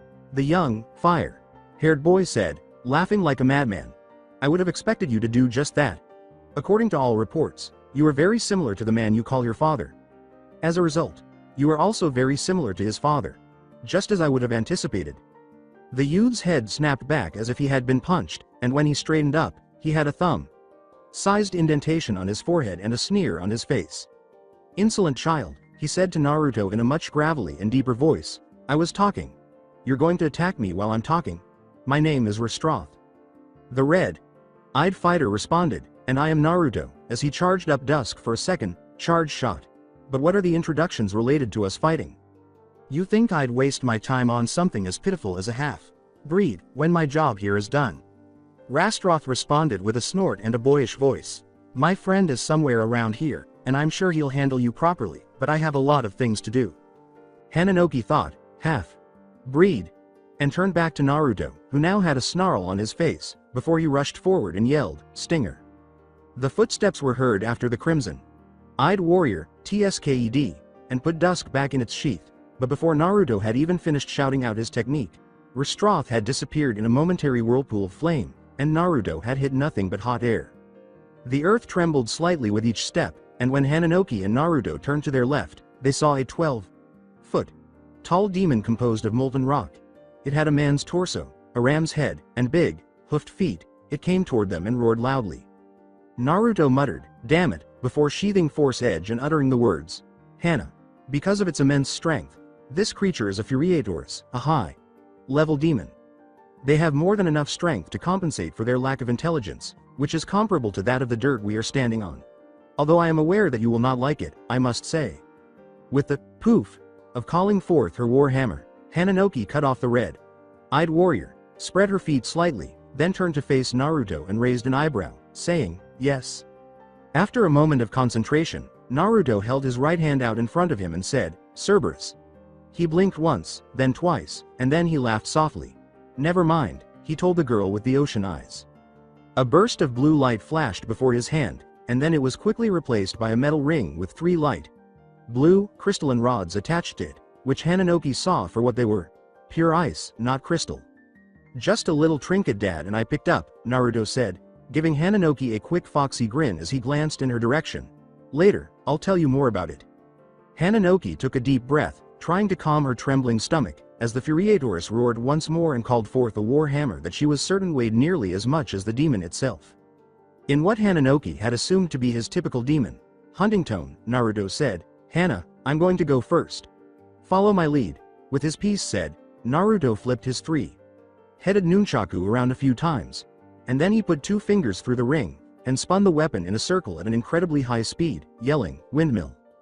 The weapon emitted a freezing wind that blasted the Furiatorus backward 1 step and started to cover the demon with a thin layer of ice. She had discovered that it used less chakra to keep the power flowing through her muscles rather than releasing it at a point of impact. It was less effective, but it lasted a hell of a lot longer. The only drawback was that holding in all that chakra could really strain her muscles, which meant that she was definitely going to be sore afterwards. Nevertheless, she would prefer a few hours of sore muscles to death. Hananoki recognized an opening when she saw one and rushed in, pumping her muscles full of chakra to increase her speed and strength. Hananoki's ocean-colored eyes widened as she used all the strength she could muster to slam the flat end of her warhammer into the Furiatorus's right knee, just as the giant demon was starting to regain its balance. The blow cracked the demon's armor, and the metal hammer head shattered against the resistance. "Be careful," Naruto yelled from behind her. She jumped as fast as she could to the side when she noticed that the creature had raised its war hammer with its left hand, ready to swat her away like a bothersome insect. It wasn't sufficiently fast. The young girl was flung through the air until she collided with a nearby, burned-out house after the demon's war hammer delivered a glance blow to her right side, breaking most of her ribs on that side. "Hana." With an almost inhuman roar of rage, Naruto threw aside Cerberus, who vanished in another burst of blue light, and charged the demon after yelling and glancing at the Furiatorus with his suddenly glowing, crimson eyes. As Hananoki attempted to stand up, even on her knees, she simply fell back to the floor of the destroyed house because the pain was still overwhelming her senses. The ocean-eyed girl thought, shedding unbidden tears in response to her suffering. "I must move, Naruto must be left alone." As if from the air itself, a deep, resonant voice said, "Strong, but kind. Calm, but not without passion. Yes, I shall help you." Before she could reply, Hananoki felt a power envelop her, seeping into her skin. A power of almost limitless patience and composure, but also a strength and rage that, if summoned, could shatter the world itself. As the power gradually took root inside her, the ocean-eyed girl could actually feel her broken ribs being repaired, her battered body quickly regaining its health. No, not regaining, just gaining health. She got up off the ground and found she had never felt better in her life.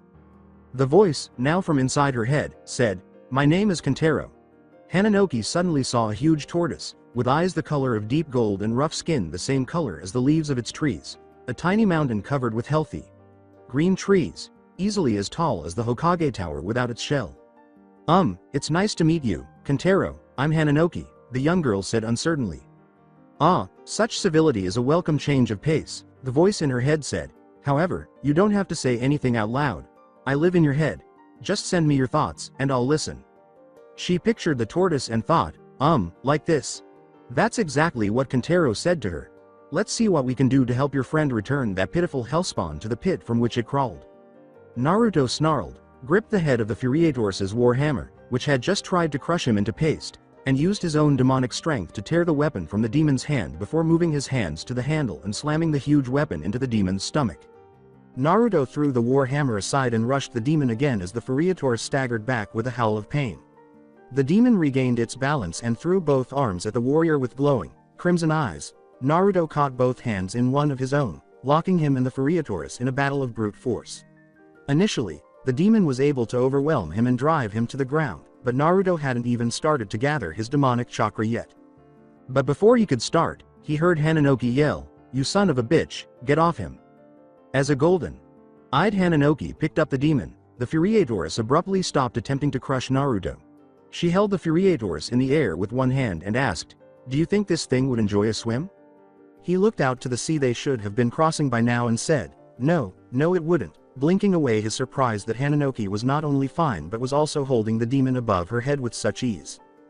"Didn't think so," she replied smilingly. Then, using her other hand to grasp the Furiatorus, she threw the demon a good 100 yards out into the open sea, hitting the water with a huge splash and creating an equally large cloud of steam in the process.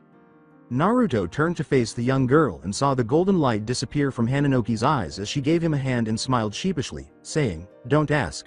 Personally, I'm not totally sure what's happening." Naruto raised an eyebrow, took her hand, and, using his senses gently, found that Hananoki's body was now inhabited by a second presence. He briefly thought that a demon had somehow taken possession of her, but as he studied the presence, he realized how different it felt. "Naruto?" With some hesitation, Hananoki uttered, "Well, Kentaro claims that you're being impolite. He's..." "Ah, so that's its name," Naruto said, shaking Hananoki's hand that still held his own. "It's a pleasure to meet you, Kentaro," he said, looking down at the hand. "Naruto is his name. I apologize for the whole probing for information situation. It could have been a demon or something, I thought." After a few seconds of blinking, Hananoki said, "So, you felt sorry for him?" Naruto nodded and said, "Yes. Come on, Hana. Your eyes were glowing golden, and you just threw a demon that must have weighed at least 5 times our combined weight without any real problems. A bit more of a hint." Then she told him, "Well, he says that it's nice to meet you too, and that he's intrigued because he's never met a half demon before and..." Hananoki nodded in understanding, "Oh," and blinked, her eyes widening as she finally finished processing what she'd just heard Kentaro say. I'd meant to tell you, and the others, but," Naruto said, tearing his eyes away from Hananoki's ocean blue eyes with shame. He was at a loss for words. Despite all the times he had rehearsed conversations with his friends about his true heritage in his mind, he had never imagined it happening this way. It was too sudden. Hananoki pondered once more, finally putting everything together. Naruto's second, stronger chakra system, his incredible strength and speed without the use of chakra amplification, his eyes that resembled animals, his remarkably quick recovery, and the inhuman grace with which he moved. All of this was evidence of his demonic half showing through. And he's apparently quite ashamed of the fact, too, which may be why he seems to fight demons so fiercely. It's probably much easier than fighting himself. "Yes, Hananoki," Kentaro said in her mind.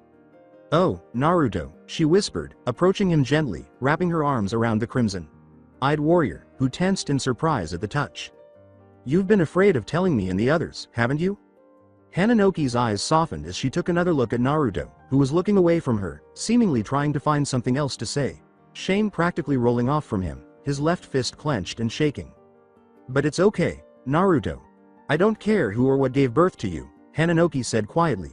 "I know you're still you, and you're one of the most amazing people I've ever met," she whispered, drawing him closer as her arms grew tighter around him. "And neither will Raiden, Hinata, Ino, Tenten, or anyone else who actually knows you." With silent tears streaming from his eyes, Naruto rested his head on her shoulder. "Thank you, Hana. The 3 of you will be accompanying each other on a very important mission," Sarutobi told the group he had gathered in his office without using any priori information. Malik held up his hand. "Yes, Malik," the Hokage said, suppressing a sigh. "The desert-eyed man observed, there seems to be a slight problem. I'm not a ninja." Sarutobi pulled out a large scroll and said, "Indeed. Fortunately, I think you might find this a worthy use of your time."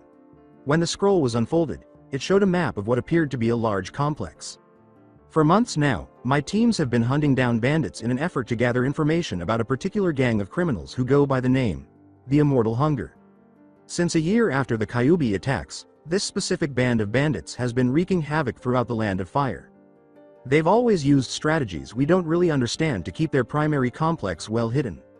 However, we have finally found their hiding place after several attacks on their more remote camps and some skilled snooping." He waved a hand at the map as a whole, saying, "It's a lot smaller than expected, given the number of members they seem to have, but this is apparently because so many are sent out to their various camps. And their main base is all that remains now that we have destroyed those camps. And that's where all of you are useful. Our spy has reported that the bandit leader, Feast, has retained the services of a powerful demon. which is the main reason that Malik are going, he informed them. Replied Malik, not that I don't like ending the monstrous existences that demons lead, but I think Dante could handle one of them on his own. True enough, said Sarutobi, but I have him out another mission. And this demon has apparently lent its knowledge to help build the complex's defenses. There are some techniques and seals that no one here has encountered before. Your extensive knowledge of such subjects should prove invaluable. With a wolfish smile and a clap of his hands, Malik said, this should prove to be a most interesting diversion from the mundane ritual of reading and experiments. I'm looking forward to it already. Malik raised an eyebrow at the fact that the Hokage had actually paid him a compliment. Well, I suppose I haven't been getting out of the house enough anyway. Again demonstrating his mastery of tolerance and patience, Sarutobi refrained from rolling his eyes and letting out a sigh. Now, Anko, Asuma, I'm about to tell you something that you will both probably object to, but, please, hear me out before you comment.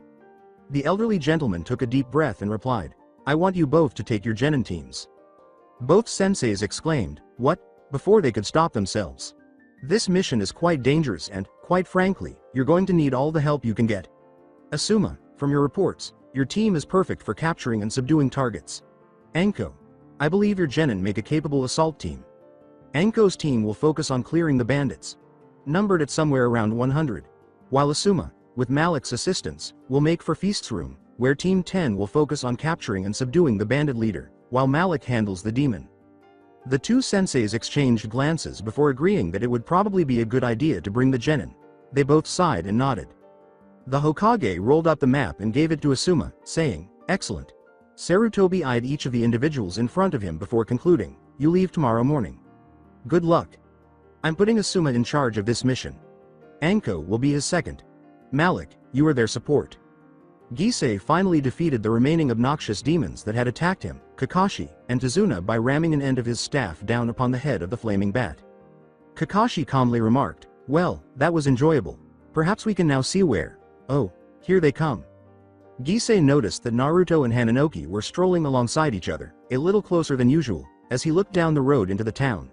The ocean-eyed girl was the only one of them who appeared to have seen combat, as her clothing was soiled and torn in several places. For some reason, though, Gisei didn't believe Naruto had just watched Hananoki fight.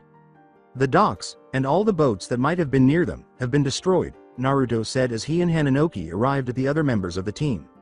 Well, Tazuna, still in shock from the sudden demon attack in the burned village, added, there's another port town about 20 miles to the north. What about there? After a moment of contemplation, Naruto said, I don't know. This village was still burning when we arrived, and if you hadn't noticed, those fires died down fairly quickly. The demons arrived here shortly before us, which means they've probably got something watching us, since their first hit didn't work so well. He touched his chin with a finger and muttered, but I haven't felt anything, perhaps.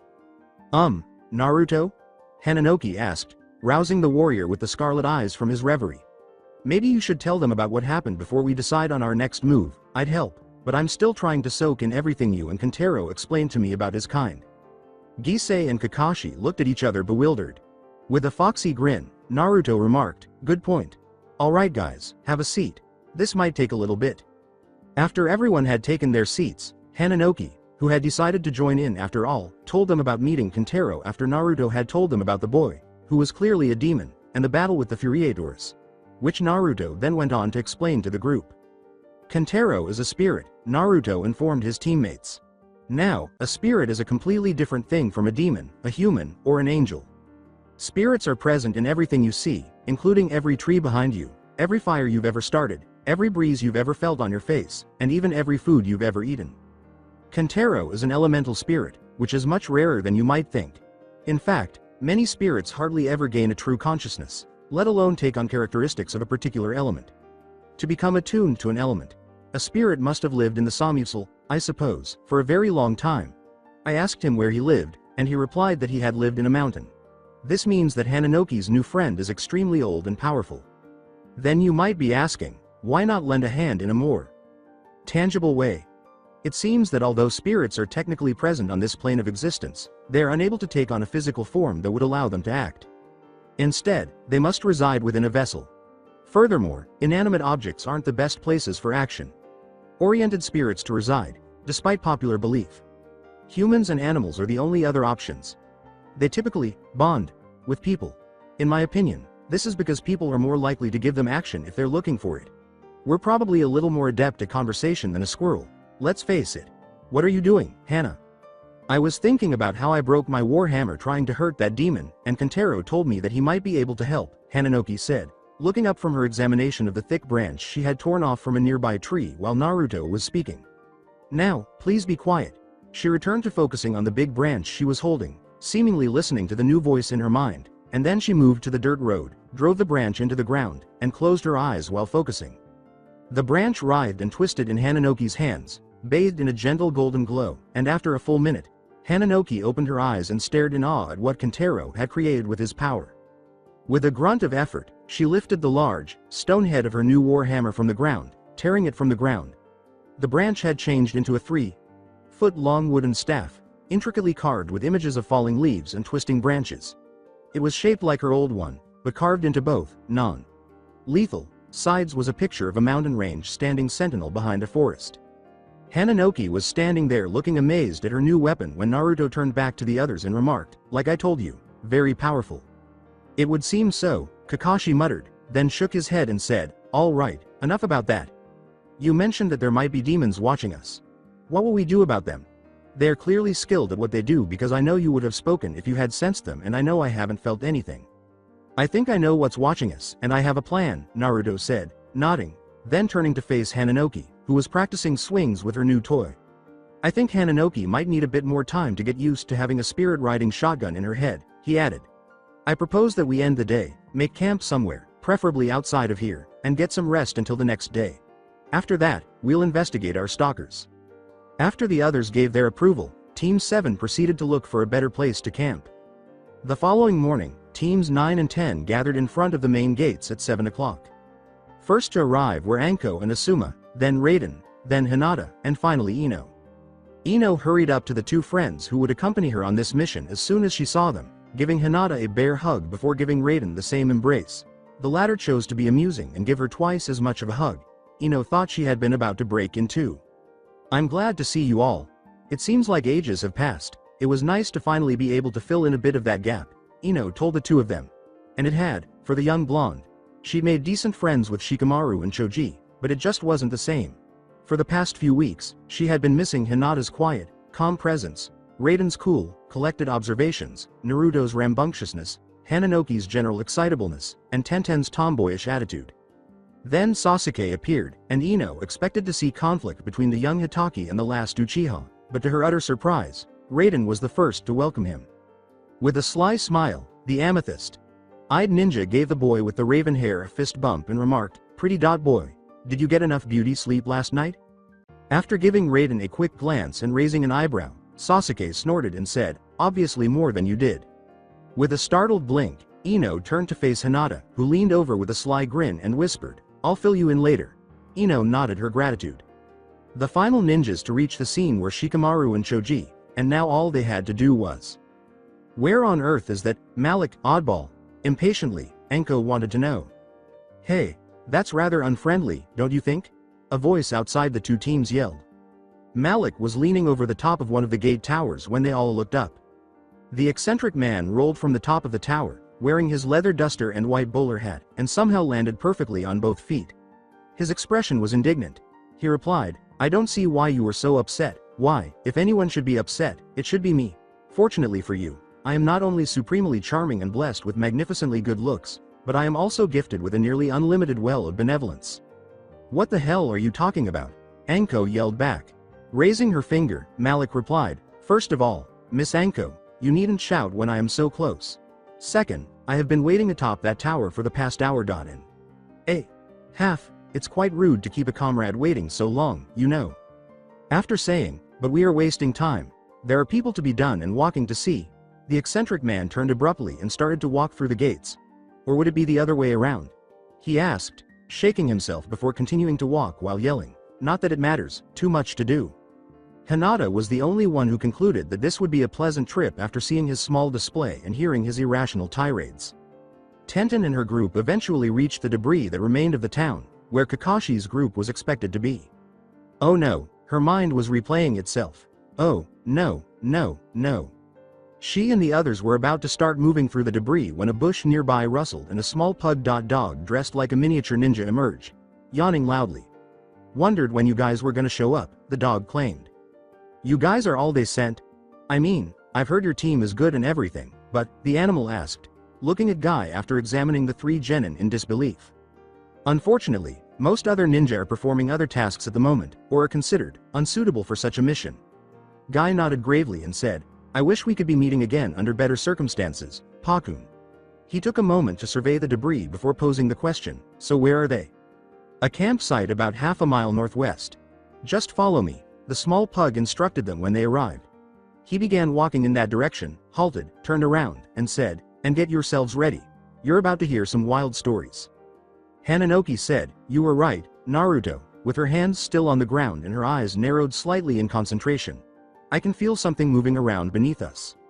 Naruto brought out Don and said, "Okay, I'd like for you to bring it up for a little chat, if you don't mind." He nodded and told her, "That's what I figured." Hananoki continued to use her newly discovered earthly connection, given to her by the spirit that was now bonded to her, to send energy waves into the ground beneath the ruins of Team 7's campsite. In response to her influence, the earth drove out the demonic intruder. Abruptly, a strange fish-like creature soared through the air as if it had never been there. As it was pushed from the protection of the earth, its eight-sided mouth gaped in a silent scream. The gun ejected a fist-sized orb of red energy that tore through the monster like paper when Naruto pulled the trigger, directing some of his demonic power toward Don. As the demon's body crashed and completely dissolved on top of the ground it had been hiding in, the crimson-eyed warrior asked the empty air around him, "Yeah, not so tough when someone can actually get to ya, are ya?" Kakashi asked his student who hunted demons, "So was that it?" "Yep. We should be able to move freely now. I vote we head for that port town Tazuna mentioned yesterday," he replied. Hananoki approached Naruto and inquired, "What was that one called?" "A fault," he said, holding Don in his holster. "A pretty weak demon, if you can catch the damn things. They're usually used to capture enemies, but I figure Gado's demon friend, that Restroth guy, I'd wager, was just having the fault follow us. Then all he'd have to do is see which direction the thing was going, and he'd have plenty of time to plot out an ambush." Recalling the burned village, Hananoki's ocean-colored eyes narrowed. "Asshole, she called myself." Naruto nodded and said, "Absolutely." Gisei added, "Indeed," as he completed putting away the tents. Naruto remarked, "One day, you are going to want to fully engage in one of our early morning conversations, and when you do, I am going to ignore you," as Hananoki and he both started to perspire. "Unlikely." Gisei couldn't help but smile a little when he answered. "Look sharp, people," said Kakashi abruptly, "Company." The genin all became motionless, poised to attack any foe who dared to engage Team 7 in combat. When they saw Pakun, Kakashi's favorite ninja dog, emerge from the brush, they became more at ease. The small pug remarked, "Brought those reinforcements of yours. Summon if you need anything else." As Pakun disappeared in a poof of smoke, Kakashi nodded and watched as Guy and his group of genin left the trees, followed by nobody else. The one-eyed Jonin's eyebrow was visible. "We're all the Hokage could send. Anyone else that could have helped with a mission like this is already on another task," Guy said with seriousness. With a nod of comprehension, Kakashi pulled Guy aside to give a thorough explanation of the circumstances. Tenten, in the meantime, had hurried up to Hananoki and Naruto, leaving Neji and Rock Lee alone, and she hugged them both. She trailed off, unwilling to think about it any longer. "I'm so glad you two are okay. When I saw the state of that village." After a brief moment of enjoying the small group hug, the three parted ways. Tenten asked, getting to the point, "So what's going on?" The ocean-eyed girl said, "It's a pretty long story. We should wait until everyone is ready." After Naruto and Hananoki exchanged a meaningful look. When he returned with a gloomy-looking Guy, Kakashi yelled, "Okay, gather around boys and girls. Have we got story for you?" So basically, we, two teams of 3 genin and a jonin each, are going to sail right into hostile territory that contains an unknown number of enemies, most of which we believe to be demons, Neji said in a deadpan tone after Team 7 had completed informing Team Guy about the events of the previous few days. Following a brief pause, he continued, "Well, at least it sounds fun, the very high risk of death notwithstanding." Guy didn't attempt to correct him for his pessimism for once. Tenten was unsure of how to interpret that. However, Naruto then took Guy's place and stood up. The red-eyed warrior declared, "No one on this mission is going to die. with a conviction Tenten had never heard him express. He turned to leave and said, "We should get moving. Anyone with questions can ask on the road. As it is, we're just giving the enemy more time to figure out their spy's been found out." Before Naruto could complete his first step, Hananoki stood up. Tenten briefly believed the girl with the ocean eyes would speak to him, but instead, Hananoki simply began to walk alongside him without uttering a word. Gisei looked at Kakashi, who simply nodded, and the reserved boy went after his friends. Naruto's right, on both counts. So, let's get moving. Kakashi then stood up as well, glancing at the elderly man who had been sitting quietly off to the side and saying, "Come on, Tazuna. We'll get you home yet." After 2.5 days of journeying toward the Land of Wind, teams 9 and 10, along with their eccentric addition, arrived at a small town close to the location of the main bandit camp. It was believed to have remained unraided in order to give the impression that it was farther away than it actually was to those searching for the bandits. With the intention of finding food, the genin, their Jonin, and Malik started to walk into the town. Malik followed closely behind, seemingly lost in thought. He had hardly spoken all day.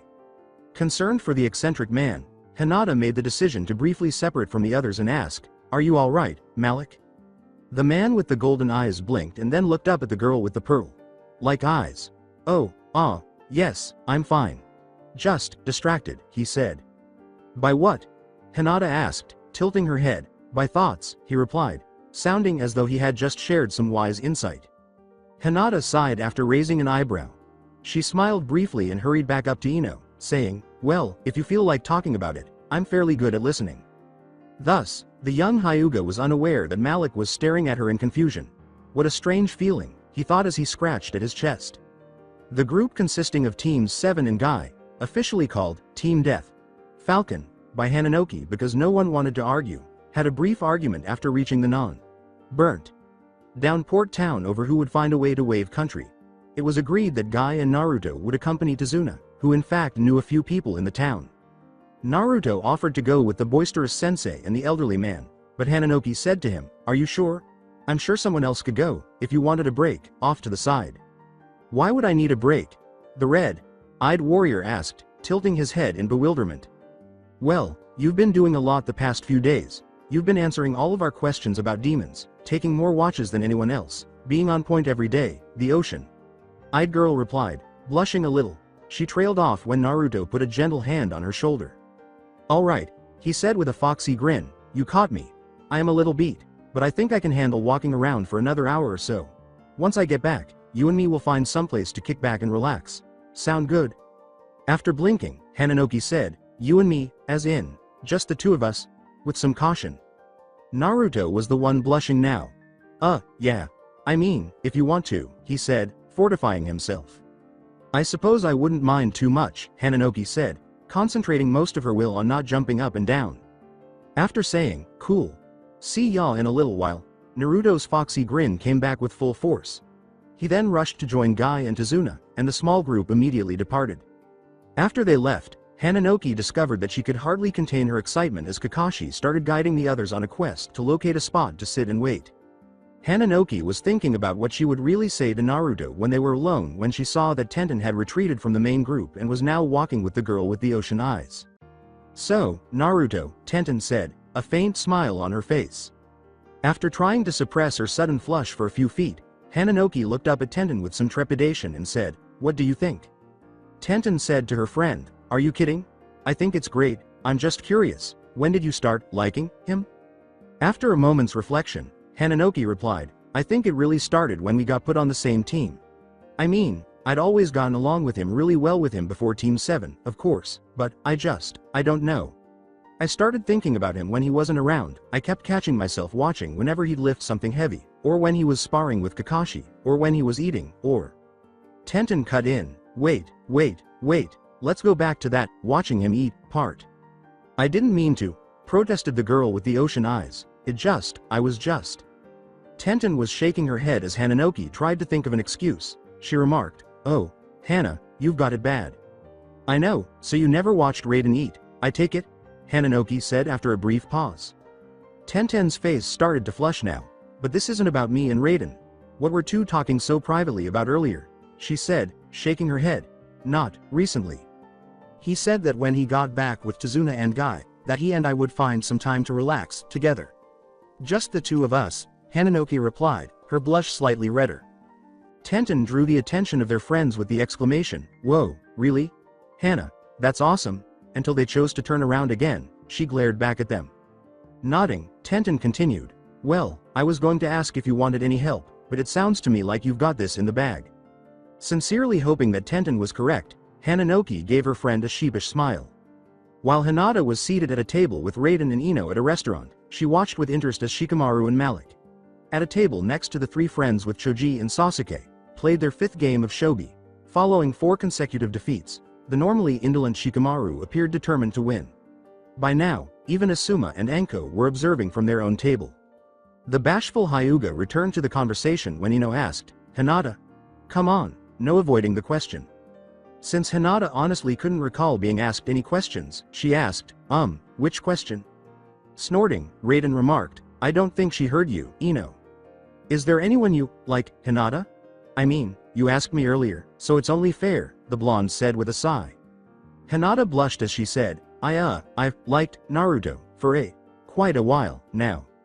After exchanging a meaningful look, Ino questioned, "Really? How long have you liked him?" "Honestly, I've had a crush on him since the first day I met him," said Hinata. Raiden questioned, "And you haven't done anything about it?"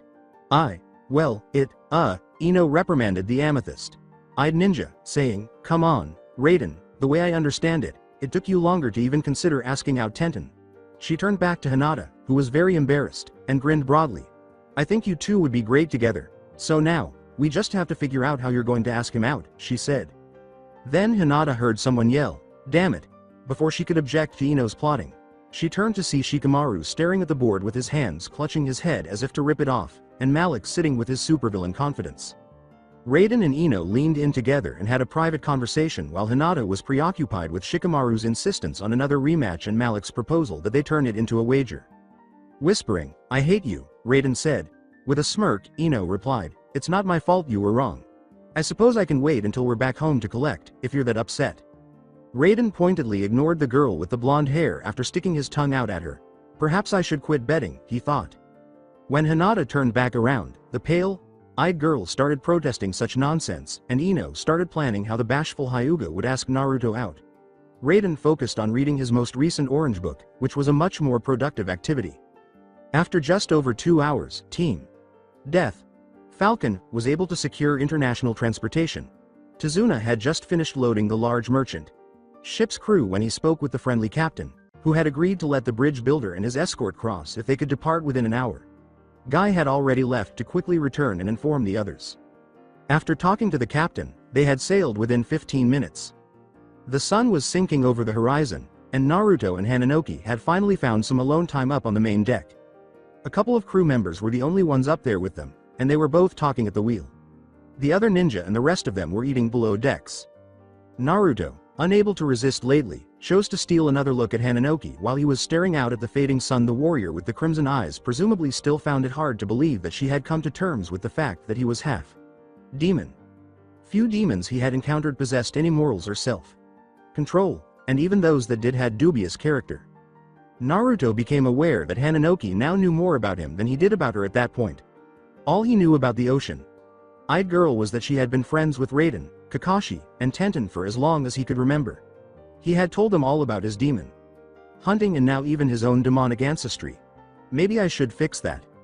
Unfortunately, Naruto had always had some trouble having conversations that didn't involve sarcastic remarks or some other kind of taunting. The crimson-eyed warrior simply composed a list of questions he wanted answered and chose to direct them at Hananoki. "So, Hana," he said, turning to face the girl with the ocean eyes. "What's your family like?" "I've never heard you mention them," she said, raising an eyebrow. After a brief pause, she smiled at Naruto with a hint of sadness and replied, "Well, Naruto, that's actually because I don't have any." Naruto gazed at the young girl in awe. When Kakashi had discovered Raiden, he had been aware that he had been an orphan, but he had been unaware that any of his other friends had been parentless. Before Naruto could reply, Hananoki went on, "Unlike you or Raiden, I didn't have anyone who just picked me up. My parents were killed in the Kyuubi attack." Naruto skillfully concealed his wince, "and I ended up being raised in the orphanage." Her melancholy smile brightened a bit. "It wasn't that bad though. The people there were very kind and caring, and they did their best to take care of all of us, even though there were so many And when I was old enough to understand how much they were doing, I decided that I wanted to help people like the workers at the orphanage did. And that led you to training to become a ninja because of the many similarities between them and social workers, right? Naruto asked, nodding in understanding. When Hananoki stuck her tongue out at the warrior with the red eyes, he simply laughed back. She continued, you can blame the whole ninja thing on Raiden and Kakashi. One day, when one of the caretakers had taken some of us out to the park. Rewind Hananoki, who was 4 at the time, was wondering absently what the boy in the black and navy blue outfit was doing by himself over by the park's edge. The young girl glanced at the lone boy and then back at the group of orphans playing tag. She decided it would be better to try her luck with just one boy because she hardly knew any of the children she had been taken out with. Hananoki saw that the young boy appeared to be experimenting with a ninja's kunai as she walked up to him. When the young girl looked more closely, she saw that the boy was moving the sharp object around without actually touching it. Hananoki gazed in wonder for a moment before exclaiming, "Wow, that's so cool." "Wah!" exclaimed the boy, startled. After soaring upward, the kunai started to descend directly toward Hananoki.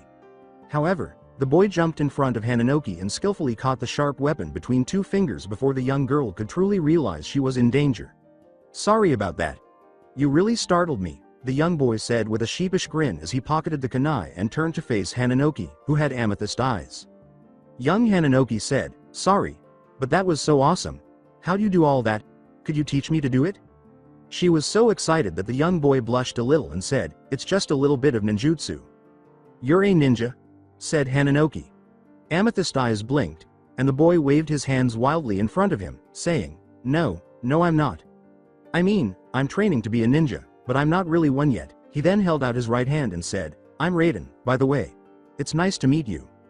Hananoki quickly shook his hand, blushing in shame at her impolite behavior, and said, "Oh, right, sorry, I'm Hananoki. It's a pleasure to meet you too." Raiden's eyes widened and a broad smile spread across his face as if he were about to say something else. "Hey, big brother," he cried, waving his left hand over his head. Hananoki turned to see a tall, thin man approaching her and Raiden while wearing a ninja's headband over his right eye. When he reached the 2 children, the tall man said, "Hey there, Raiden," reaching out and rustling Raiden's hair. "Who's your friend?" "This is Hananoki. She wants to be a ninja too. Hana, this is my big brother, Kakashi. He's the one teaching me ninjutsu," Raiden said as he quickly grabbed Hananoki's shoulders and introduced her to his older brother. Kakashi squatted down and glanced at Hananoki, saying, "You might be able to make a decent ninja. What do your parents think about it?" he asked after a pause. "But ninjas help people, right? If it meant I could do good for people, I'd be the best ninja I could be," the young girl said, setting her eyes to the ground and responding, I'm an orphan," before the man could reply. After a moment of blinking in surprise, Kakashi muttered, "Interesting." He glanced around and, upon noticing the caretaker of the orphanage out that day, stood up and approached the man. Kakashi returned to the young girl and said, "So, about that ninja training," following a brief exchange of hand gestures directed at Hananoki. End of flashback. The orphanage got me enrolled in the ninja academy the very next day. From then on, my days mostly consisted of going to class, going to Raiden's house to train with Kakashi, and going back to the orphanage to sleep. In fact, a lot of times I remember just sleeping over at Raiden's house. Through him, I met Sasuke and, a little later, Tenten. And then, Hananoki casually raised her hand to herself. You pretty much know the rest. Naruto simply shook his head while grinning slightly. "Thanks, Hana, for telling me, he then said. Noticing that one of Naruto's hands was still on the railing, Hananoki decided to be a little bold and reach her own hand over and cover Naruto's hand. "The ocean-eyed girl replied, with a smile on her face and an eyebrow raised. "Well, I figured it was the least I could do. Since you told us about your life back west and all." Naruto grinned back, assuming that he was simply relieved she hadn't taken offense, even though he still felt a little bad about bringing it up. Then he saw that Hananoki had one hand on top of his own. The warrior with the scarlet eyes twisted his own hand to grasp Hananoki's. The two smiled broadly and blushed brightly as they looked back up at one another. Malik hummed as he stood in front of the party, gazing into the dark room. The group's nighttime journey had been abruptly interrupted by the eccentric man. They had intended to attack the bandits' complex that evening in the hopes that the majority of the criminals would be asleep or otherwise too exhausted to engage in serious combat. No plan survives first contact with the enemy, Raiden reasoned. After giving Malik's actions some thought, he closed his eyes and focused on his surroundings. Raiden opened his eyes when he felt the leaves rustle in the light wind as if he were a leaf. Malik was staring at a massive dome of energy that was constantly shifting through the entire spectrum of color, which his amethyst eyes could see in his state of harmonic resonance. "This is some impressive work," he heard Malik murmur to himself. When you were acutely aware of everything around you, it was all too easy to detect vibrations in the air. The amethyst-eyed ninja thought back, no shit. The damn dome spread out so far that he couldn't even tell. Unable to resist, Raiden approached Malik until he was directly in front of the glittering scene. "You can see it," said Malik in a low voice. "This is the power that the art of magic can grant its wielder, Raiden," the eccentric man went on, eliciting a very slight nod from Raiden. "This is the force that demons, angels, and even old spirits use to make themselves so powerful. Normal, human chakra is, generally, too weak to be able to force something to appear from nothing. That's why they developed ninjutsu and similar techniques. They had to have some way to defend themselves. However, there are those with special circumstances that can overcome these limitations. Once this is over, I think it will be time for you to learn how to do so." Malik flashed a quick smile at the young ninja.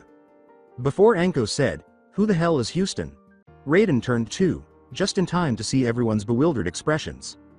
"The desert-eyed man sighed dramatically and then said, "Don't any of you people watch movies?"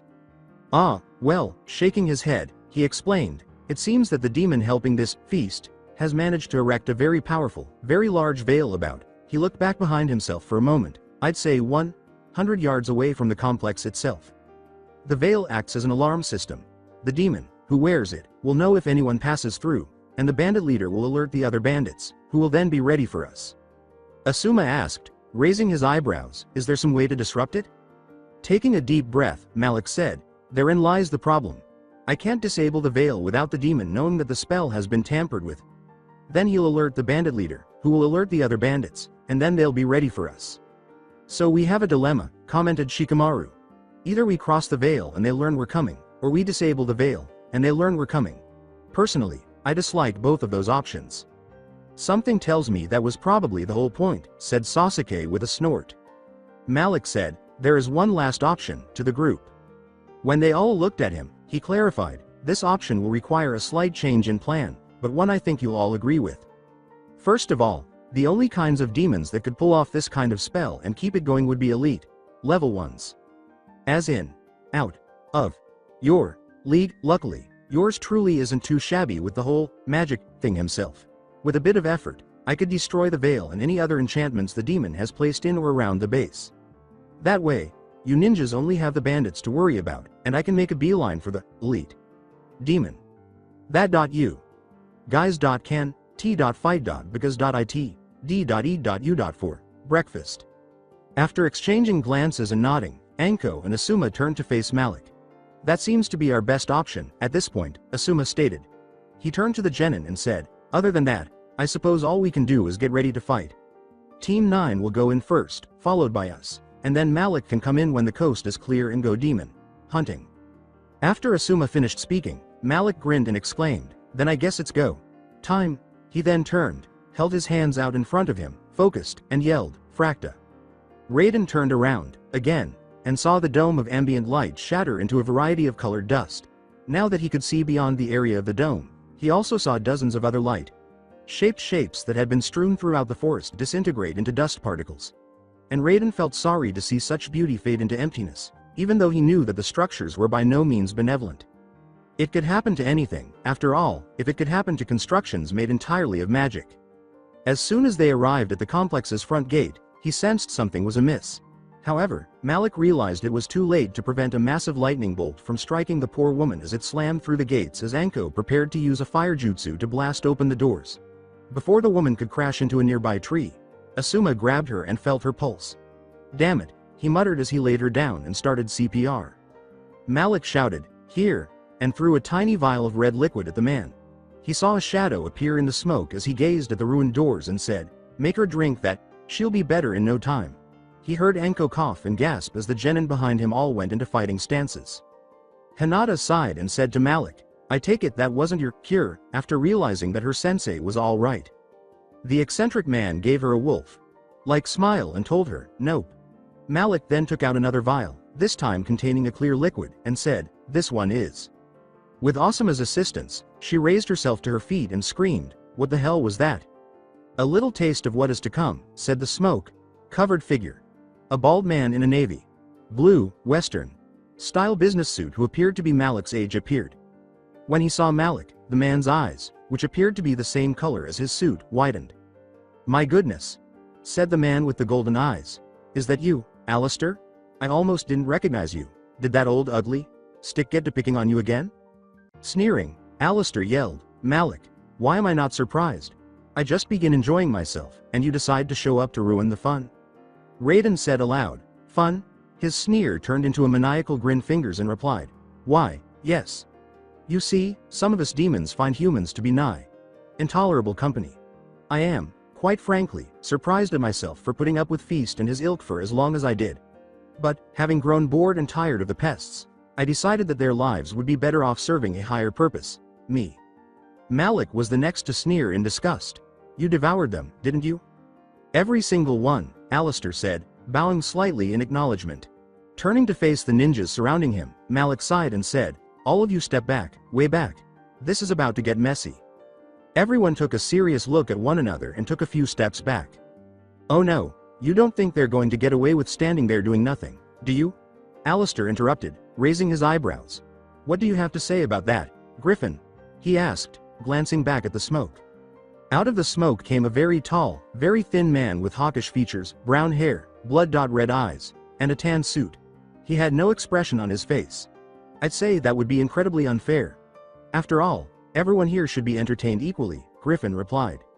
Red lightning then blasted both ninja off their feet and back into the forest as he flicked a hand toward the two Jonin who had started running toward him and Alistair.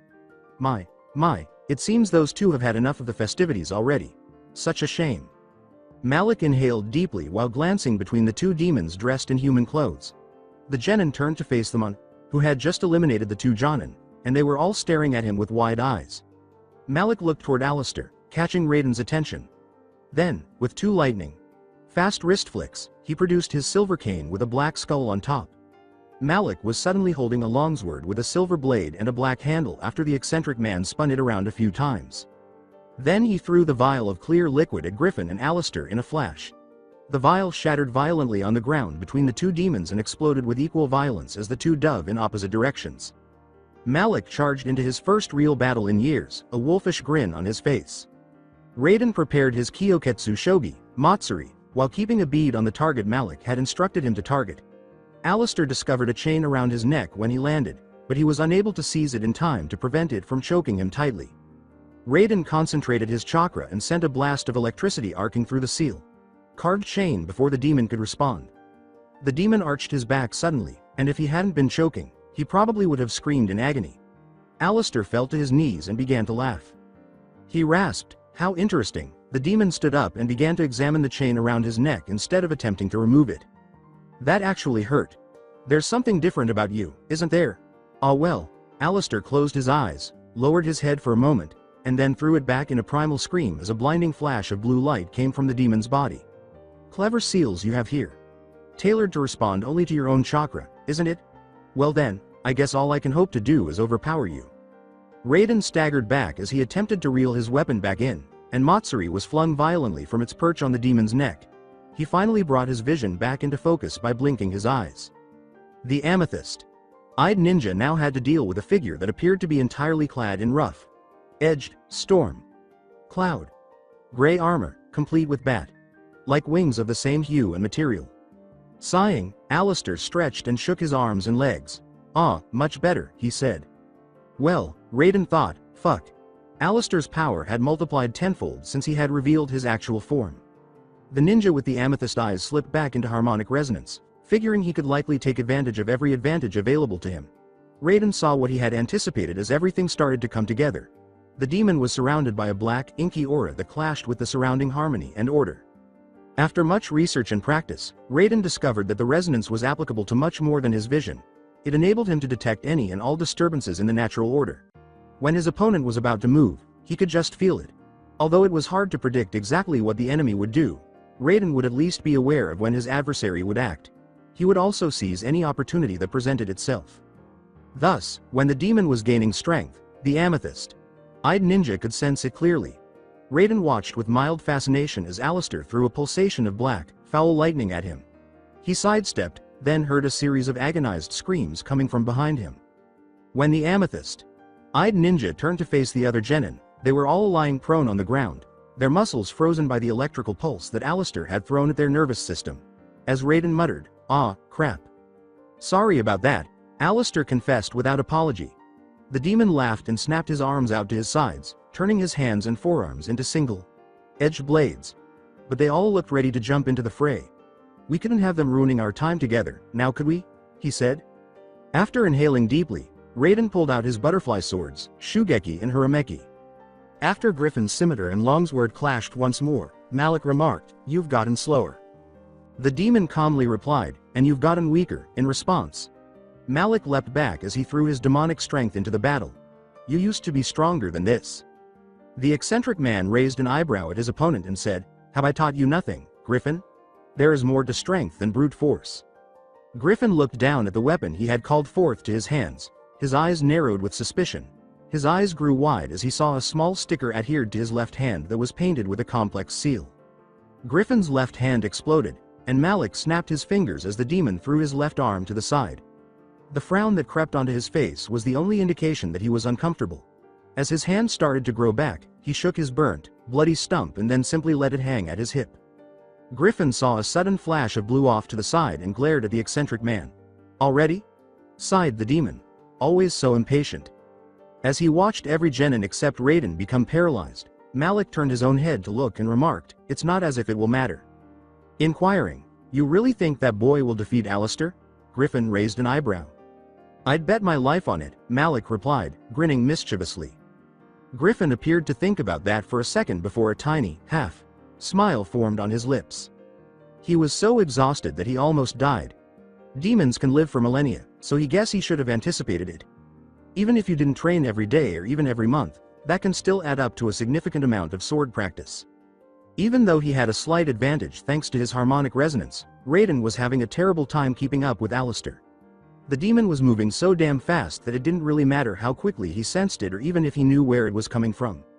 Furthermore, Alistair didn't appear to be at all tired, in contrast to Raiden. Blocking one demonic powered attack after another had already left the amethyst-eyed ninja's arms sore. The demon then attacked him once more. Raiden deflected the thrust that was headed for Alistair's heart after stopping his overhead chop. The amethyst-eyed ninja just leaned back on Raiden's hips as the demon, using the momentum of the block, spun with his deflected sword arm and tried to slash Raiden across his chest. Raiden thought, "Shit," his eyes widened in panic as he realized his error. As soon as Raiden stumbled, Alistair took advantage of it, bringing both of his sword arms to bear and sweeping them down on the unsteady ninja. They were briefly stopped when Raiden's butterfly swords met them halfway before Alistair's superior strength, as well as good old gravity, started to push the ninja's blades back. After nearly 30 seconds of fighting, Alistair swept both of his blades to Raiden's left, removing the amethyst-eyed ninja's weapons in the process. Raiden let the young fighter lean to his left as Harameki and Shugeki flew out of his grasp. Alistair then pierced one of Raiden's kidneys with one of his swords. The amethyst-eyed ninja flared with terrible, searing agony. As Raiden staggered forward, the blade was abruptly ripped from him. He was then hit by an uppercut slash that went to a burning line of pain at a slight angle up his torso and then his left cheek, narrowly missing his mouth and eye.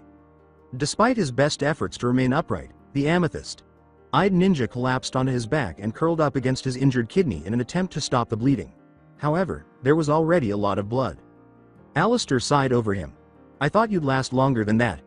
"Damn," Raiden heard footsteps, signaling the demon's departure. "That wound should kill you in a few minutes. Which means you'll have just enough time to listen to your friends cry out in pain and agony as I rip them to pieces." Raiden was unsure of what would happen next. He only knew that he needed to get up and prevent that bastard from harming Shikamaru, Choji, Sasuke, Ino, and Hinata. Reaching for as much chakra as he could, he told himself to get up. Strong, steady, familiar power welled up inside him. "Wake up." His amethyst eyes glowed brighter and brighter as his skin turned pale. "Rise up." Raiden flipped through a set of hand seals that Kakashi had taught him a year before, leaping from the ground and turning in a single fluid motion. His brother's words, "This is a blade with which to protect what you hold dear," still reverberated in his mind. "No one, in my opinion, is more qualified to employ, and likely even enhance, my sole unique technique. Raiden pushed his left hand against the floor. A blade like edge formed around his hand as lightning the color of the boy's glowing eyes screamed to life. Raiden charged forward with a speed he would have believed impossible if he had been thinking about anything other than destroying his opponent, and he watched as Alistair started to turn back to look. Raiden screamed, "Rakery!" as his left hand thrust forward, his skin almost whitened, his amethyst eyes blazing with an inner storm. As Raiden's technique pierced Alistair's haughty skull, Malik's already wolfish grin only deepened as he watched in satisfaction. After standing there for a while, the amethyst-eyed ninja pulled his lightning blade away from the remnants of the demon's head and, seemingly out of retaliation, slashed a X through the demon's chest. Alistair's body was bathed in a dark blue glow as the amethyst-colored lightning left Raiden's hand, and then a silver, single-edged blade protruded from the open dragon's mouth that acted as the guard embedded in the ground, accompanied by a fine katana with a gray, spiraled hilt that ended in a small, spiked pommel.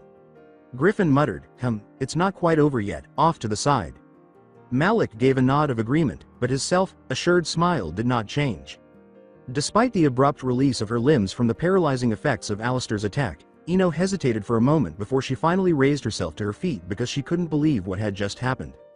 The blonde girl took a closer look at Raiden after she managed to get herself vertical. At that moment, she realized he wasn't just pale.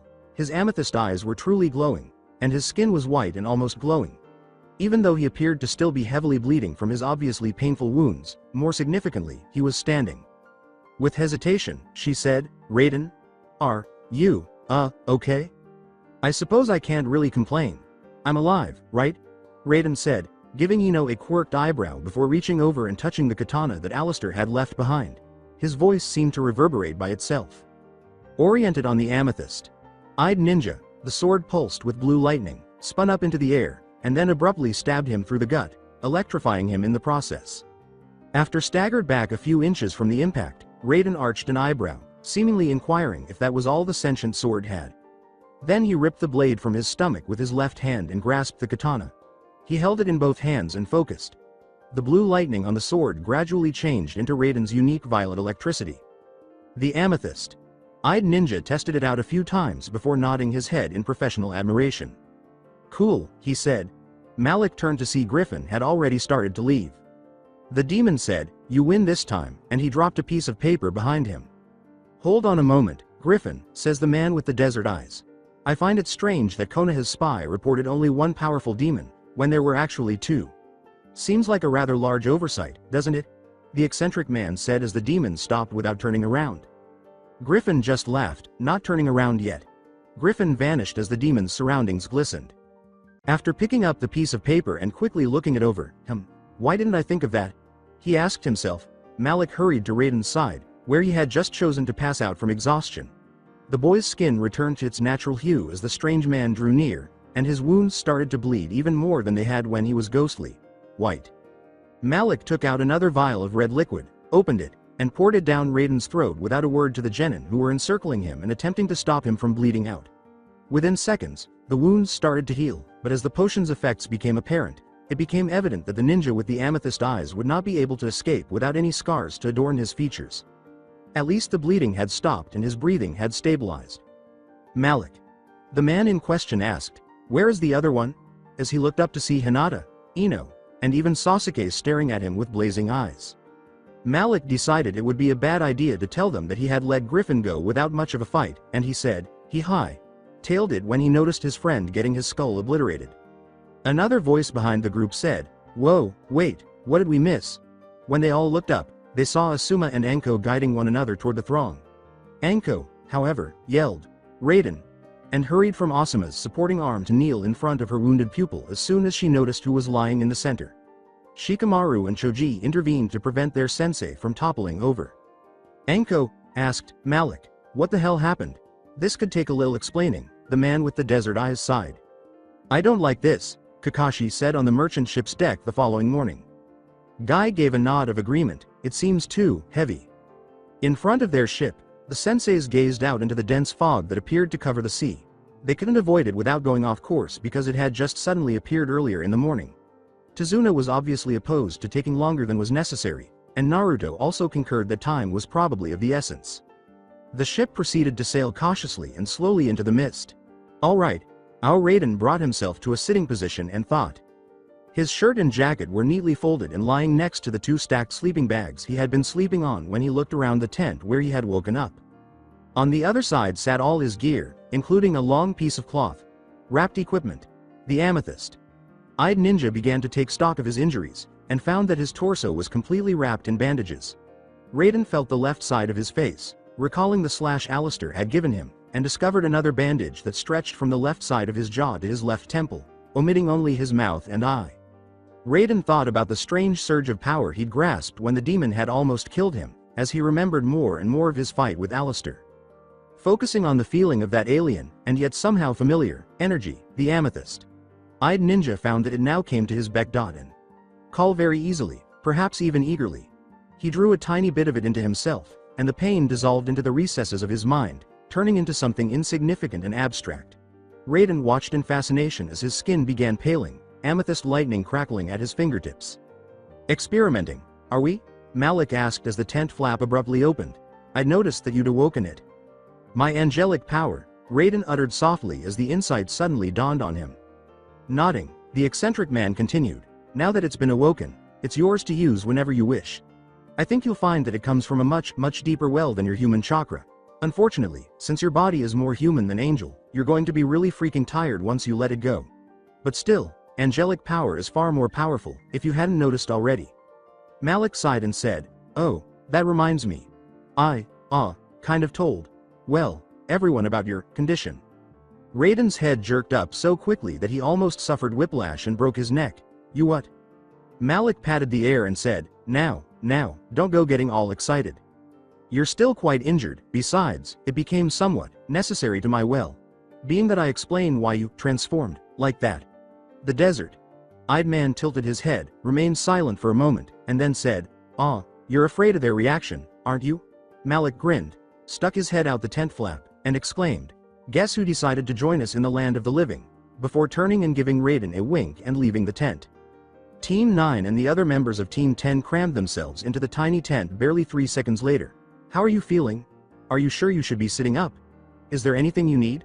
The blonde asked as Ino and Hinata gave Raiden gentle embraces. A familiar, effortless smile crept onto Raiden's face after a brief moment of blinking in surprise, and the amethyst. Eyed Ninja merely gave the 2 girls a hug in return. Kakashi said, I knew this was a bad idea on the merchant ship's deck. Guy gave a nod of agreement. Seems we now know why the mist is so heavy. An even larger boat, seemingly constructed to accommodate the numerous demons that were currently hurling themselves at the ninja, floated to the left of the trading vessel on which the Konoha ninja were standing. Naruto whispered, damn it, behind them. With his weapons drawn, the young demon hunter moved between the 2 senseis, allowed the first demon to land on the deck, and then blew a hole in its chest. Really? Assaults, a fault, Aufuriators, and scarecrows? Methinks our foe is running out of options. I think you all can handle these losers. They're slow and weak, but they're not thinkers. There's something controlling them, and I'll bet it's on the other ship. So, the Crimson Eyed Warrior stepped forward. I'm gonna go say hi. Naruto charged, blasting a couple more scarecrows into green mist as he went, and leapt onto the opposing ship. His words were directed at Team Guy and the other members of Team 7. Naruto! Exclaimed Tenten, Kakashi, and Hananoki. The demonic pirates interrupted the one-eyed Jonin in the ocean. Eyed Girl as they tried to pursue Naruto. But Tenten managed to make her way to the merchant ship's edge and hurl herself onto the enemy ship. The other 6 ninjas soon found themselves up against an ever-growing number of adversaries, and they all agreed that they wished they could be fighting whatever was in charge of this unexpected raid. Naruto said, man, the mist is even thicker over here, as he advanced on the enemy ship's spacious deck. From behind him, a voice said, I know, right? As she made a few small adjustments to her summoned battle gear, Tenten stepped up to Naruto, who turned and drew Force Edge, blinking in surprise. Probably means it's originating from here. Any demons you know of that could pull this off? She said, pulling out her battle axes, Katsu and Danpen. Suddenly, the 2 young ninjas heard a spooky voice that seemed to come from everywhere. I know of one. An enormous Zanbato locked with Naruto's blade as he twisted to his right, bringing Force Edge down in an arc. So, the boy is a swordsman. How interesting, that the man with the bandage behind the big sword said. As Tenten and her axes attacked him, he abruptly skipped back with a dexterity that was unworthy of a person wielding such a large weapon. As he fought with the young girl, the man said, well, another warrior, eh? He sidestepped Tenten's next blow, parried another, and slammed his rectangular blades flat into her back, sending her further into the fog. Sorry, miss, but I'm only interested in Blondie at the moment. You can play with my friend if I can play with yours. Naruto rolled his shoulders, cracked his neck, and narrowed his eyes as he examined the man. I'd prefer if you called me Naruto, if ya don't mind, he replied. Of course, you can call me Blondie, if I can call you Creeper.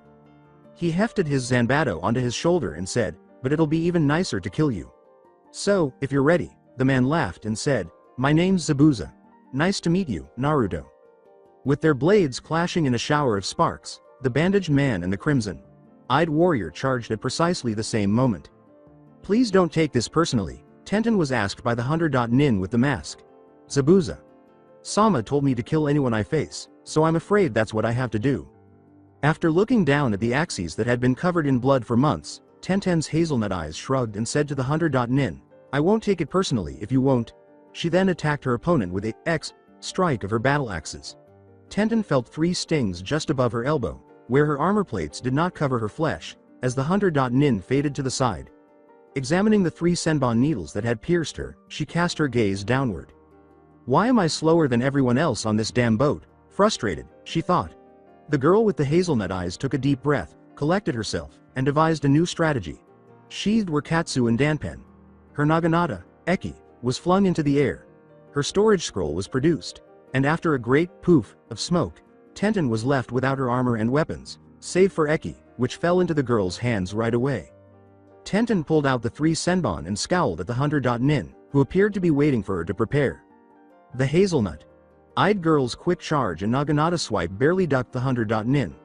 Are you prepared, now? I hope you can move faster with. Tenten was already using the momentum of her slash to swing around and cut low at her opponent before the masked ninja could prepare a counterattack. The hunter.nin jumped over the swipe and its executor, just managing to escape in time this time. Tenten turned and twisted her weapon around, bringing the naginata down on the hunter.nin's masked face. The ninja reacted to this move by moving forward and catching the weapon's haft with one surprisingly powerful hand. The hunter.nin's empty hand started flying through a series of one-handed seals, and when they were finished, Tenten's adversary exclaimed, Ice release. 1,000 needles of death. Very good, the masked ninja said, but I'm afraid I need to end this. I imagine Zabuza Sama is almost ready to move on to the rest of your friends, and he wouldn't be too happy with me if I missed it. Around her, the mist started to congregate into tiny spear-like clusters and harden into ice spikes. What a waste. Tenten idea. Flipping quickly through her own set of hand-seals, she pushed her naginata, and the hunter.nin, away. Tenten exclaimed, Fire release. Burning vortex. As the last of the ice spears hardened, the hazelnut-eyed girl swung her arms wide, spinning around and creating a pillar of swirling flame around herself. The needles of ice that had suddenly grown so determined to impale her quickly melted. Tenten found herself facing the hunter.nin once more as her jutsu quickly came into play. When she finished her technique, the masked ninja who had been holding her naginata said, Impressive, and threw the weapon back. Tenten carefully picked up her favorite weapon, the naginata, and said, You'd think an enemy would want to capitalize on any advantage they could get by doing something like, oh, I don't know, depriving them of a weapon with which they are proficient. Before Tenten could get to the masked ninja and halt the jutsu, more hand-seals flashed through. Her opponent yelled, Ice release. Crystal ice mirrors. The hunter.nin laughed and replied, It's true that you're pretty good with that spear, but it doesn't really matter, because I'm going to end this. At ground level, 12 ice mirrors formed around Tenten.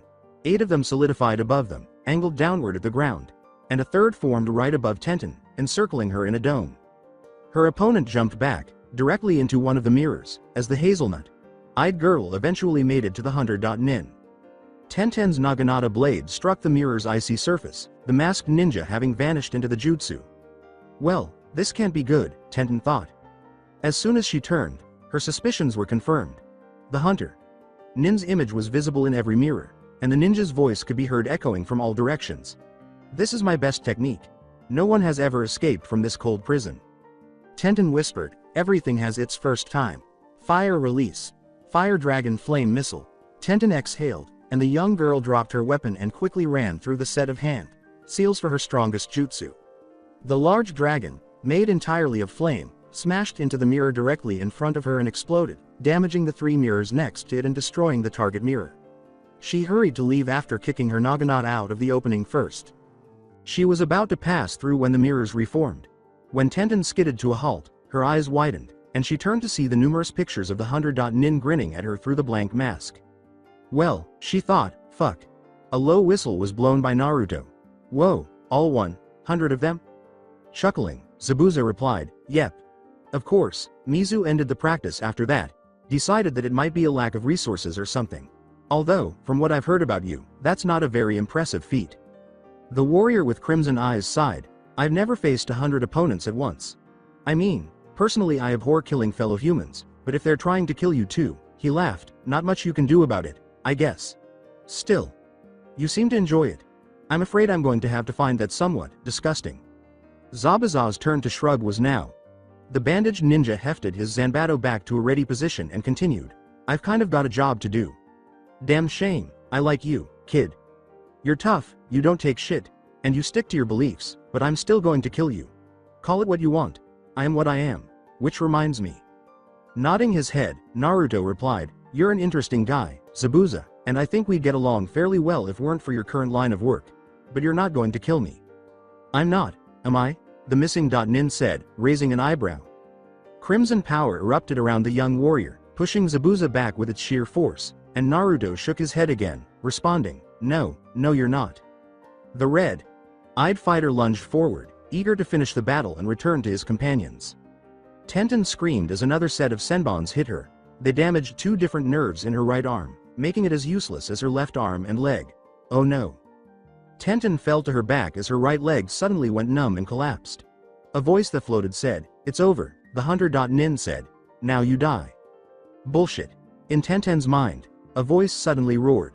Her mind flashed to a picture of a red-skinned tiger the size of a house, with lava veins running the length of its body, rings of flame burning around its neck and ankles, and fiery orange eyes. Well, Tenten thought to herself, what the devil is happening? Who are you? Inconsequential. The weird creature snarled. The important thing is to disprove that bitch. Let's tear this punk a new asshole, so get off your ass now. Tenten's body was filled with rage power, and as her eyes glowed bright orange, an aura of the same hue started to writhe and twist around her. The numerous needles still protruding from her various nerves suddenly made it all too easy for her to stand up. Tenten concluded that, whatever this strange tiger thing was, she liked him after glancing at the numerous pictures of the 100 Nin looking at her in shock. I'm happy you approve, though. Within her, the tiger yelled. Can we start the burning now? Let's see how tough this masked freak is by melting those damn mirrors.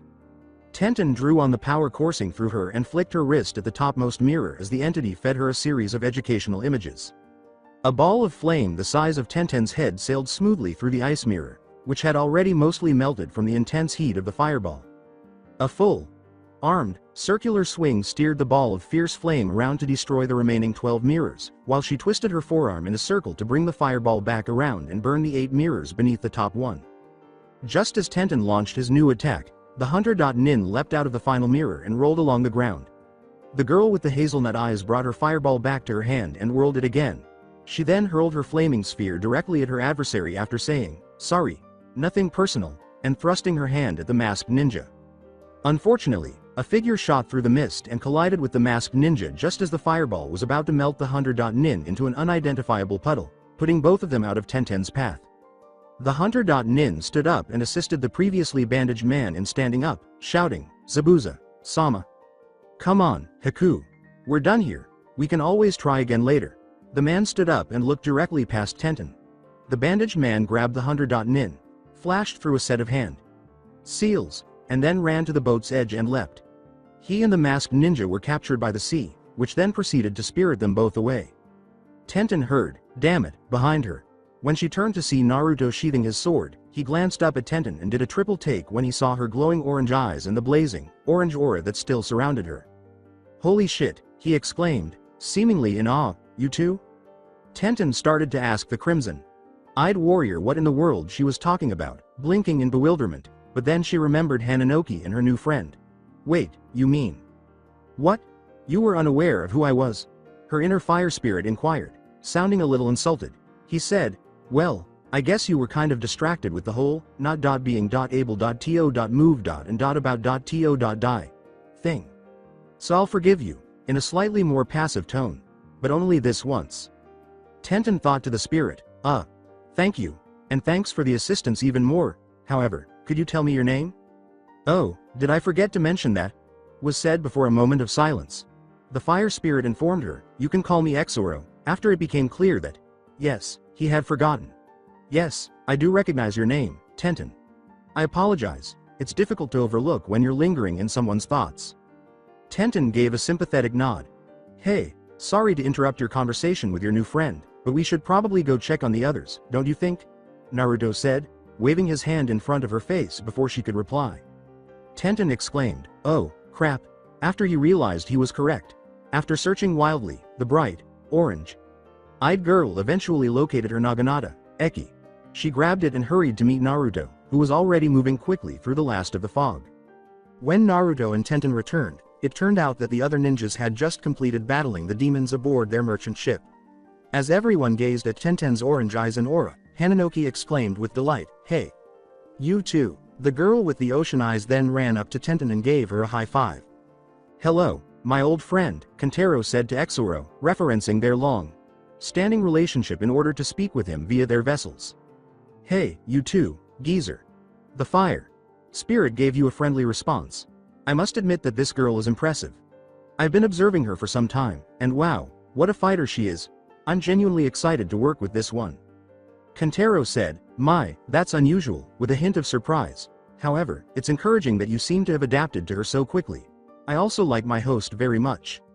Exoro gave a snort. Yes, but you've always been a soft touch. In fact, I'm shocked at myself. That guy was definitely pulling our legs, I thought. Kentaro agreed that he was a peculiar one.